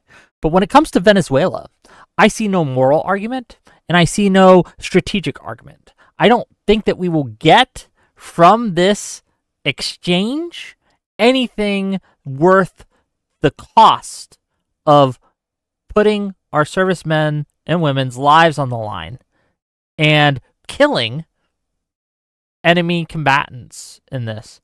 I do not think this is worth it, and I am entirely opposed to any military intervention within Venezuela. I do want to hear the rest of you and your opinions, and I want to start with Stardust here, and then I want to hear, we'll just go around. What do you think? I am just waiting to hear more information. I don't know that I have an opinion right now on anything. I will say I saw a tweet about Marco Rubio pacing and looking very unhappy while he's pacing. So I do think that's funny. That's all I have to say right now. What do you got for us, Prime? Thoughts? I mean, he would be pacing because, like, this is the third step in all his dreams coming true, which would be the overthrow of the Cuban government. Yeah, so he's nervous with nervous excitement. Marco Rubio is pacing. Beyond that, I think this is wrong. I'm against U.S. imperialism altogether. I'm against violence against an actor who's done nothing wrong to us, certainly. But also, I'm just more amused by Wick, right? And where he does and doesn't draw the line in military engagements. I mean, like, he was fine with us supporting a genocide, right? But now, right, we hit a few Venezuelan boats, and that's too much, right? But in any case, right? Still. With his larger point, if I ignore his blatant hypocrisy, I would say that I'm against this. I think Trump is a complete hypocrite, but that also doesn't matter because conservatives don't give a shit about hypocrisy ever in all this. So, I guess people are going to die now. I will not take the bait because I want to hear what other people think, but I disagree with That's your a good framing of idea. my position. Erudite, what do you think? Oh, you're muted, Erudite. Yeah, sorry, I stepped away. I had to run to the bathroom while you were talking, so I'm gonna have to I didn't. Okay. I'm not That's fine. tracking That's the fine. conversation. Yeah. We're just asking opinions on Venezuela, the Venezuelan strikes. What are your thoughts? I think if you're gonna go to war, you should probably start by going through Congress, and the fact that he's not even going through Congress suggests to me that he knows that it's a big old problem. I also don't understand it. I just I think war when it occurs is the worst possible outcome of horrific tragic situations, and I just don't see any evidence that we are there with Venezuela in any world. I don't even know what this is I don't think the fentanyl situation is going to be solved by this, and I don't think that this is good. I mean, it's a complete red herring to your point, right? The fentanyl is not coming from Venezuela. That's an out-and-out lie. They just made that up and using it as the poorest excuse. And just quickly to add on to what Erudite was saying is that she said I think gotta finish everybody else's input first. Sorry, that's okay. Sorry, I apologize. Okay. Speaking of input, Zonia, I guess you wanted to speak up, so give us your thoughts. I mean, yeah. Well, I don't know if you guys knew this, but prostitution is legal in Venezuela and STIs are WMDs, so clearly we need to bomb the shit out of them. There you go. But no, on a serious note, without the backing of Congress, I have a feeling that this is probably going to lose him a lot of support. In addition to, we overall, even though MAGA is pretty much, they're on the Kool-Aid, I don't think this is going to be a popular move. So I think overall he's going to lose a lot of support through this. There's going to be a lot of questions about this on the global stage. There's going to lose a lot of support. And he's already had a popularity problem lately. So we're going to have to ride this wave out. And there's a lot of authoritarianism in his government that is going to make things difficult. But with an overwhelming wave of lack of support, this may shift tides and make things more difficult for his administration to continue onward. We'll see. I'm hoping that is what the result of it is, but who knows? Maybe with the overwhelming authoritarian moves that it's making, maybe it'll react like a cornered dog or something. Okay. Puffin Master.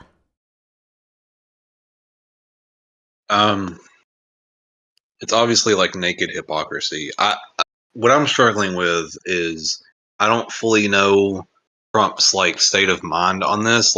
Clearly the drugs are the excuse, probably, right? He's probably going to say something about funneling fentanyl into the U.S., but what is his actual goal? I don't know what that is, and maybe I'm just not educated on this, but I don't see a game plan here. It just seems like chaos for chaos's sake. I think there's a plan, but we can talk about that later. Yeah, Alish. Oil. The only thing I can think of is the oil, but it's not like they have so much oil that we need to take it. Well, the two excuses. You might want to destroy Maduro by destroying the oil situation. Sorry. Just real quick though, the two excuses that the administration has given has been the fentanyl and the drugs. Yeah, whatever. Right? Yeah, I don't and the second one that they have given much more recently is that, and I want to quote here, that Venezuela has stolen U.S. land, oil, and property. And that they're going to get them back. Yeah. But the other, if you're talking about actual plans, sorry, I want to wait till Alish goes. Yeah. But that's the official line, right? That this is we're going to war to get our stolen land and oil and property back. That's the line. Unofficial is Cuba. Yeah. But Alish, go ahead. All right. And if you got a camera, turn it on, please. Okay. Hold on. There we go. Hi. Hi, what's your thoughts? Hello. Oh my god, you don't even okay, so let's go. First of all, you know that this entire thing was started over an executive order that Trump put out designating these people as a terrorist group. Oh my god, I'm not on TikTok, so I don't have to like censor myself. They designated the drug smugglers as a terrorist group, which gave him the authority to strike them, to drone strike them in the first place. By the way, they've never proven where the boats are coming from, where they're going to, how they're getting in the country, what's even on the boats, and what is it, like a 75% rate that they're actually accurately striking these boats? Is that like the Well, that's based on a report that Rand Paul put Yeah. out, showing that the Coast Guard, in their 200 boat interdictions, about 25% of the boats that they targeted to interdict that they suspected of having drugs did not, in fact, have drugs on them. yeah, so they have a 75% success rate on this intel that's supposed to be, super secret, but yet they can't tell us who's doing it. They can't give us the name of the group that's smuggling the drugs. They can't give us the name of the gang that's bringing it in, who is the distributor domestically, because it's not like they're just blowing the drugs into the country as a WMD. So, by the way, they're not even like, oh, God. This gets me all worked up because the fact that they're even classifying this as a WMD is absolutely absurd to me. And just to be clear, I am watching the live of the address, and when that starts, I'm going to cut you all off, and we're going to watch that. Okay? Yeah, and I'm going to bounce. Okay, but so like, yeah, see you later. Cut me off, great. Yeah. Great. I'm sorry. Go ahead. Yeah, last words, Brian. yeah, just quickly. Yeah, go ahead. I think, and like maybe people wouldn't understand this point when I was making it, but like Marco Rubio, right? I'm bringing Bob up. No, I think this is actually part of his master plan to isolate Cuba. Like Venezuela is a well-known supporter of the Cuban regime, and this is part of the greater isolation. But Erudite, was correct, that all the excuses given so far are complete BS, right? Obviously, also there's oil, right? Also there's the robbing of resources, but there's other places we can rob as well, right? But like, we have a Secretary of State whose his entire political project, right, has been bringing down the Cuban regime, right? Like given this was bequeathed to him by his parents, who got butthurt because they got tossed out, right? But this is his whole game, so I don't think we should like forget that. Like this, like affects the Cuban endgame. I think part of this may also be there may be a strategy in there about the security of wartime presidents. That could also be a discussion going on. The security of wartime presidents. Can you elaborate? Yeah, so historically with wartime presidents, they're fairly secure in the elections and being able to sustain during elections. Now, just I'm sorry. Popularity. I understand what you're saying. I don't mean to cut you off, but I want to cut you off because otherwise I'll forget this thread. I think that you're onto something here, but I don't think it's the security of their elections and how popular they're going to be. I think that in this case, being officially at war in Trump's mind could give him powers that he does not have during peacetime that he could use, and this is all speculation, gang. That's true. That he could use in order to get some things done domestically that he couldn't. Yeah, otherwise. if it's officially war, but that's something that gets designated by Congress. Yeah, but they can make a better argument that they're in a state of emergency than they could without this. Yeah, because if he's going into an armed conflict, it's not necessarily war without Congress declaring it so. So he can't declare wartime powers without Congress backing, right? Yes, but being at armed conflict, even without Congress's blessing, would grant him a better argument to the Supreme Court and to other lower courts that they are in a state of emergency and emergency powers that he has that he could bring up, would give him it gets him closer. They're not on ours. It gets him closer. It definitely gets him closer.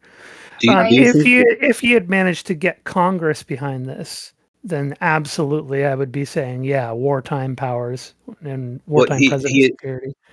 he invoked the Alien Enemies Act to get to start deporting Venezuelans with like much less due process. Like, do you think he's literally just like it's something as simple as just facilitate, like just lubricating that process by just throwing some Alive.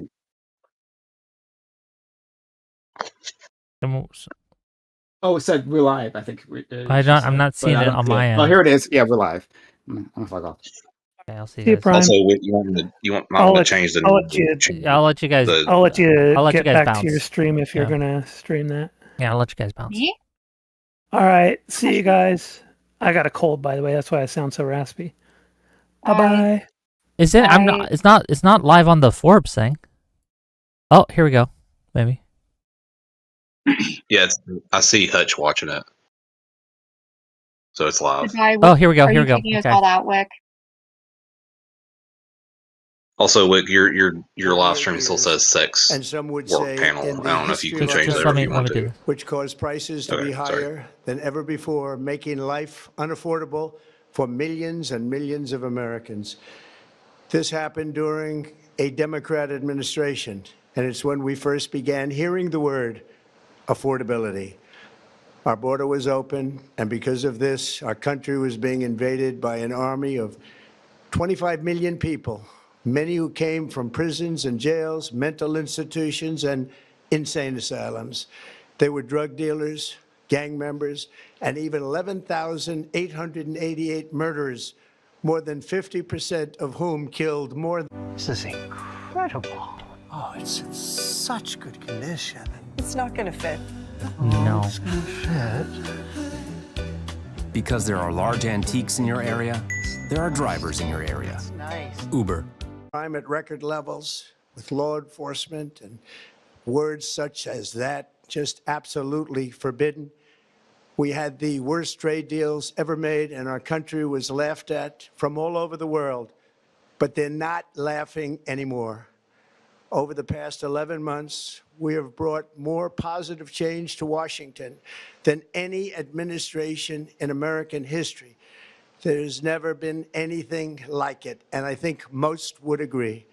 I was elected in a landslide, winning the popular vote and all 7 swing states and everything else, with a mandate to take on a sick and corrupt system that really just took the wealth from people and crushed the dreams of the American people. For the last 4 years, the United States was ruled by politicians who fought only for insiders, illegal aliens, career criminals, corporate lobbyists, prisoners, terrorists, and above all, foreign nations, which took advantage of us at levels never seen before. They flooded your cities and towns with illegal aliens. They decimated your hard-earned savings. They indoctrinated your children with hate for America. They just released a level of violent felons that we had never seen to prey on innocent. They caused war. They caused mayhem. They caused a horrible situation all over the globe. But now you have a president who fights for the law-abiding, hardworking people of our country, the ones who make this nation run, who make this nation work. And after just 1 year, we have achieved more than anyone could have imagined. Starting on day one, I took immediate action to stop the invasion of our southern border. For the past 7 months, 0 illegal aliens have been allowed into our country, a feat which everyone said was absolutely impossible. Do you remember when Joe Biden said that he needed Congress to pass legislation to help close the border? He was always blaming Congress and everyone else. As it turned out, we didn't need legislation. We just needed a new president.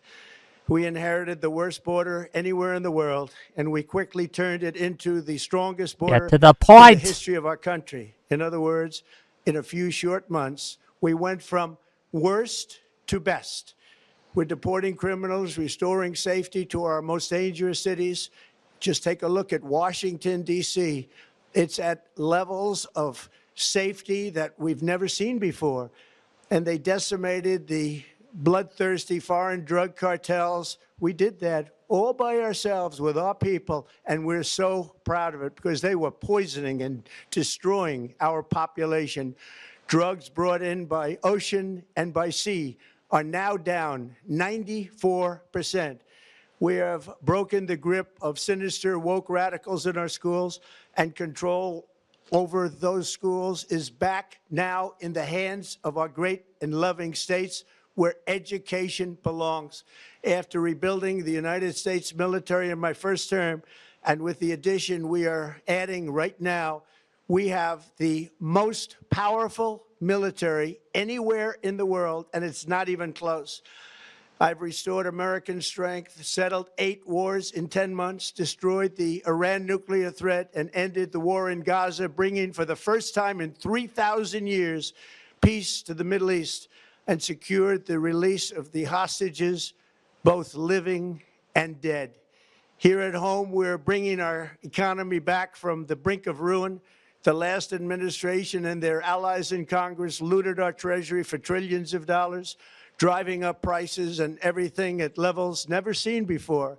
I am bringing those high prices down and bringing them down very fast. Let's look at the facts. Under the Biden administration, car prices rose 22% and in many states 30% or more. Gasoline rose 30 to 50%. Hotel rates rose 37%. Airfares rose 31%. Now under our leadership, they are all coming down and coming down fast. Democrat politicians also sent the cost of groceries soaring, but we are solving that too. The price of a Thanksgiving turkey was down 33% compared to the Biden last year. The price of eggs is down 82% since March, and everything else is falling rapidly. And it's not done yet, but boy, are we making progress. Nobody can believe what's going on. Here are just some of the efforts that we have underway. You will see in your wallets and bank accounts in the new year. After years of record-setting falling incomes, our policies are boosting take-home pay at a historic pace. Under Biden, real wages plummeted by $3,000. Under Trump, the typical factory worker has seen a wage increase of $1,300. For construction workers, it's $1,800. For miners, we're bringing back clean, beautiful coal. It's $3,300. And for the first time in years, wages are rising much faster than inflation. Remember that. The wages, just look at it. Wages are going up much faster than inflation. How big is that? Very importantly, there are more people working today than at any time in American history, and 100% of all jobs created since I took office have been in the private sector. Think of that. 100% of all jobs have been in the private sector rather than government, which is the only way to make a country powerful and great.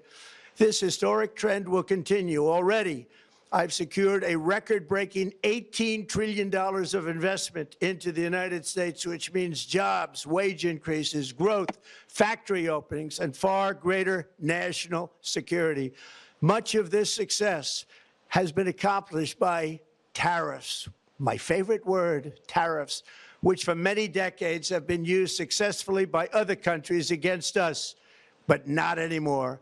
Companies know that if they build in America, there are no tariffs, and that's why they're coming home to the USA in record numbers. They're building factories and plants at levels we haven't seen, AI, automobiles. We're doing what nobody thought was even possible, not even remotely possible. There has never, frankly, been anything like it. 1 year ago, our country was dead. We were absolutely dead. Our country was ready to fail, totally failed. Now, we're the hottest country anywhere in the world, and that's said by every single leader that I've spoken to over the last 5 months. Next year, you will also see the results of the largest tax cuts in American history that were really accomplished through our great, big, beautiful bill, perhaps the most sweeping legislation ever passed in Congress. We wrapped 12 different bills up into one beautiful bill. That includes no tax on tips, no tax on overtime, and no tax on Social Security for our great seniors. Under these cuts, many families will be saving between $11,000 and $20,000 a year, and next spring is projected to be the largest tax refund season of all time. Because of tariffs, along with the just passed One Big Beautiful Bill, tonight I am also proud to announce that more than 1,450,000, think of this, 1,450,000 military service members will receive a special, we call Warrior Dividend before Christmas, a Warrior Dividend. In honor of our nation's founding in 1776, we are sending every soldier $1,776. Think of that. And At Vistaprint, we print signs so people can see your brand up close. But we also print signs so that people can see your business. About 30 minutes ago, we made a lot more money than anybody thought because of tariffs, and the bill helped us along. Nobody deserves it more than our military, and I say congratulations to everybody. And by the way, we now have record enlistment in our military, and last year we had among the worst recruitment numbers in our military's history. What a difference a year makes. In addition, I'm doing what no politician of either party has ever done, standing up to the special interests to dramatically reduce the price of prescription drugs. I negotiated directly with the drug companies and foreign nations, which were taking advantage of our country for many decades, to slash prices on drugs and pharmaceuticals by as much as 400, 500, and even 600%. In other words, your drug costs will be plummeting downward, and I used the threat of tariffs to get foreign countries who would never have done it to pay the cost of this giant dollar reduction. They stopped ripping us off, and it began as of 4 days ago. There has never been anything like this in the history of our country. Drugs have only gone up, but now they'll be going down by numbers never conceived possible. It's called Most Favored Nation, and no president has ever had the courage or ability to get this done until now. The first of these unprecedented price reductions will be available starting in January through a new website, TrumpRx.gov. And these big price cuts will greatly reduce the cost of health care. I'm also taking on the gigantic health insurance companies that have gotten rich on billions of dollars of money that should go directly to the people. The money should go to the people, that's you, so they can buy their own health insurance, which will give far better benefits at much lower costs. It will be far better health insurance. The current Unaffordable Care Act was created to make insurance companies rich. It was bad health care at much too high a cost. And you see that now in the steep increase in premiums being demanded by the Democrats, and they are demanding those increases, and it's their fault. It is not the Republicans' fault. It's the Democrats' fault. It's the Unaffordable Care Act, and everybody knew it. Again, I want the money to go directly to the people so you can buy your own health care. You'll get much better health care at a much lower price. The only losers will be insurance companies that have gotten rich, and the Democrat Party, which is totally controlled by those same insurance companies. They will not be happy, but that's okay with me, because you, the people, are finally going to be getting great health care at a lower cost. Another major focus is the cost of energy. For years, the radical left Democrats exploited the green energy scam as an excuse to funnel many billions of dollars into their own massive slush funds, as their energy restrictions drastically drove up prices, and they drove them up at record levels. Electricity costs surged 30 to 100% under Biden, and the typical family lost $5,000 to $10,000 in higher energy costs. Think of that, $5,000 to $10,000 you lost.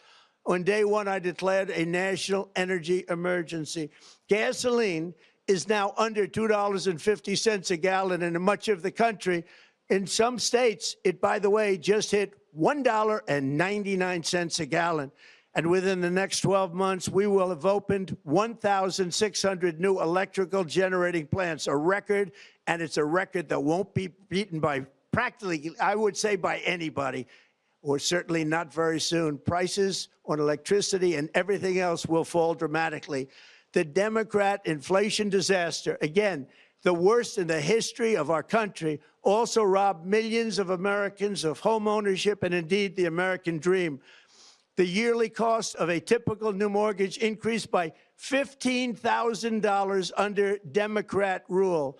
In 11 months, we've already gotten that annual cost down by $3,000, and it's coming down a lot lower. Wait till you see. The numbers are going to be shocking. And I'll soon announce our next chairman of the Federal Reserve, someone who believes in lower interest rates by a lot, and mortgage payments will be coming down even further. Early the new year, and you will see this, in the new year, I will announce some of the most aggressive housing reform plans in American history.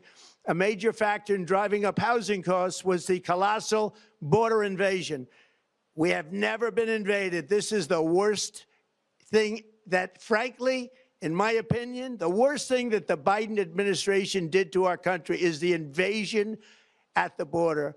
The last administration and their allies in Congress brought in millions and millions of migrants and gave them taxpayer-funded housing while your rent and housing costs skyrocketed. Over 60% of growth in the rental market came from foreign migrants. At the same time, illegal aliens stole American jobs and flooded emergency rooms, getting free health care and education paid for by you, the American taxpayer. They also increased the cost of law enforcement by numbers so high that they are not even to be mentioned. For the first time in 50 years, we are now seeing reverse migration as migrants go back home, leaving more housing and more jobs for Americans. In the year before my election, all net creation of jobs was going to foreign migrants. Since I took office, 100% of all net job creation has gone to American-born citizens, 100%. In the end, government either serves the productive, patriotic, hardworking American citizen, or it serves those who break the laws, cheat the system, and seek power and profit at the expense of our nation. Look at Minnesota, where Somalians have taken over the economics of the state and have stolen billions and billions of dollars from Minnesota and indeed from the United States of America. And we're going to put an Gang, end I don't to it. know. For Like, I so don't think he's long gonna as say anything before worth my saying. election, the vast majority of good and decent Americans were forced to watch as corrupt politicians plundered the halls of power, exploited our taxpayers, and pillaged every system that makes civilized society function. But not anymore, and you see that every I'll give it day. another 2 Not minutes. anymore. We're putting America first, and we are making America great again. Very simple. We are making America great again. Tonight, after 11 months, our border is secure. Inflation has stopped. Wages are up. Prices are down. Our nation is strong. America is respected, and our country is back, stronger than ever before. We're poised for an economic boom, the likes of which the world has never seen. Soon we will host the World Cup and the Olympics, both of which I got. But most importantly, we will celebrate the 250th anniversary of the Declaration of Independence. There could be no more fitting tribute to this epic milestone than to complete the comeback of America that began just 1 year ago. When the world looks at us next year, let them see a nation that is loyal to its citizens, faithful to its workers, confident to its identity, certain to its destiny, and the envy of the entire globe. We are respected again like we have never been respected before. To each and every one of you, have a Merry Christmas and a Happy New Year. God bless you all. Okay. I feel that was a waste of everyone's time. A waste of my goddamn time. Who in this chat? I know you guys were out there. Show yourselves. Tell us who you are. Saying, please, Wick, watch this with us. Wick, watch it live with us. Who? Which one of you motherfuckers did that? That was a waste of my time. This could have been an email. A waste of my goddamn time. Thank you for the gifted memberships from AK Batozai. Appreciate you. Gang, okay, here's what we're gonna do. Okay. Dude, we So got first we of all, got fucking baited. yeah, We the got only trolled. the only actual announcement in there was the Epstein distraction check. He's going to cut to the military for $1,776 in order to distract from the Epstein files. But other than that, there was nothing there. It was just a pack of lies. Yeah. Um, No, it was. What happened to our $2,000 stimulus checks that we were supposed to get? it What is happened to what it those? is, right? And the Doge check. Okay, I'm gonna let you guys go, but then I'm gonna read these super chats, and then we're gonna be done. Okay, so see you later, Stardust. Bye. Yeah. Bye. Puffin Master. Bye. Alish. Bye. Okay, let me read out these super chats. Yeah, gang. First of all, inflation is up regarding when Biden left office. It was about 2.9. Now it's 3%. Okay, so it's up. Unemployment is up. Okay, we are meat, coffee, a whole host of other food products are up. They cost more now.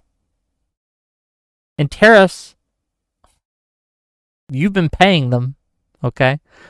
IT products, tech products, all these are much more expensive now than when Biden was in office. Don't let him gaslight you. That pain you're feeling in your wallet is actually real. But, yeah. Anyway, let's get through these.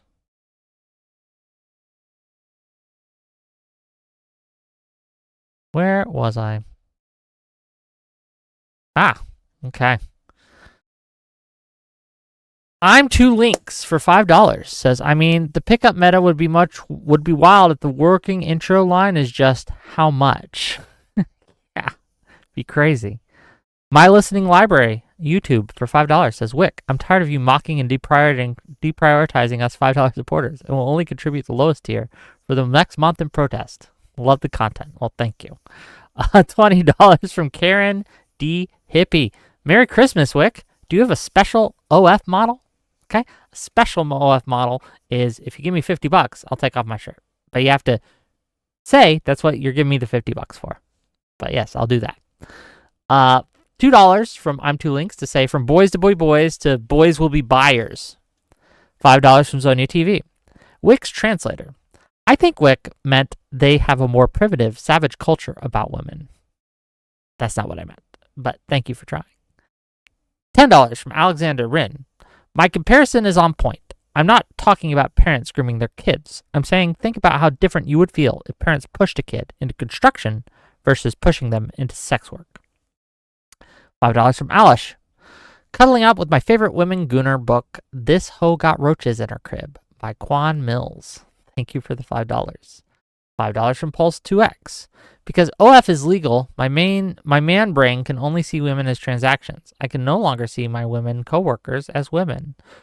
Again, we're talking about how society will change now, not due to legal. OnlyFans is legal now, but through the normalization and pushing of these kinds of things onto society as a whole. $5 from the Pulse 2X to say my biggest critique is you having people who don't have webcams, and I hate the frog because he gets to hide behind it. Well, if you hate the frog, call in tomorrow. $5 from Alexander Wren. If it doesn't include specific organs, it's not sex work. Come on, Prime, you can't have diluted it that far. Is it narrating a romance novel sex work? It could be, I guess. $2 from Glitter Bell, say special military operation. We didn't get that. But again, we are still flying military stuff down there. There is something going on. They probably just won't announce. I thought they were going to announce it like normal.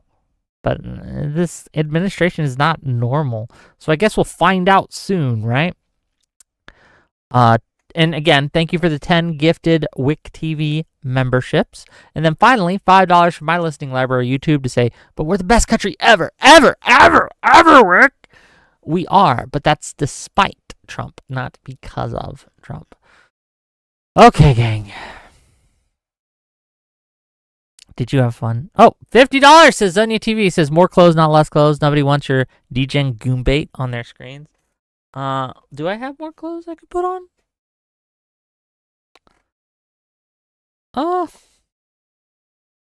Here, does this count? I don't know. I could probably find a hat or something.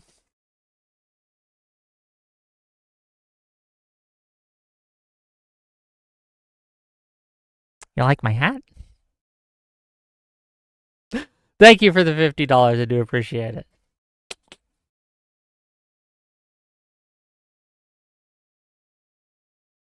Look, if you guys buy me some designer clothes, I'll wear them on stream.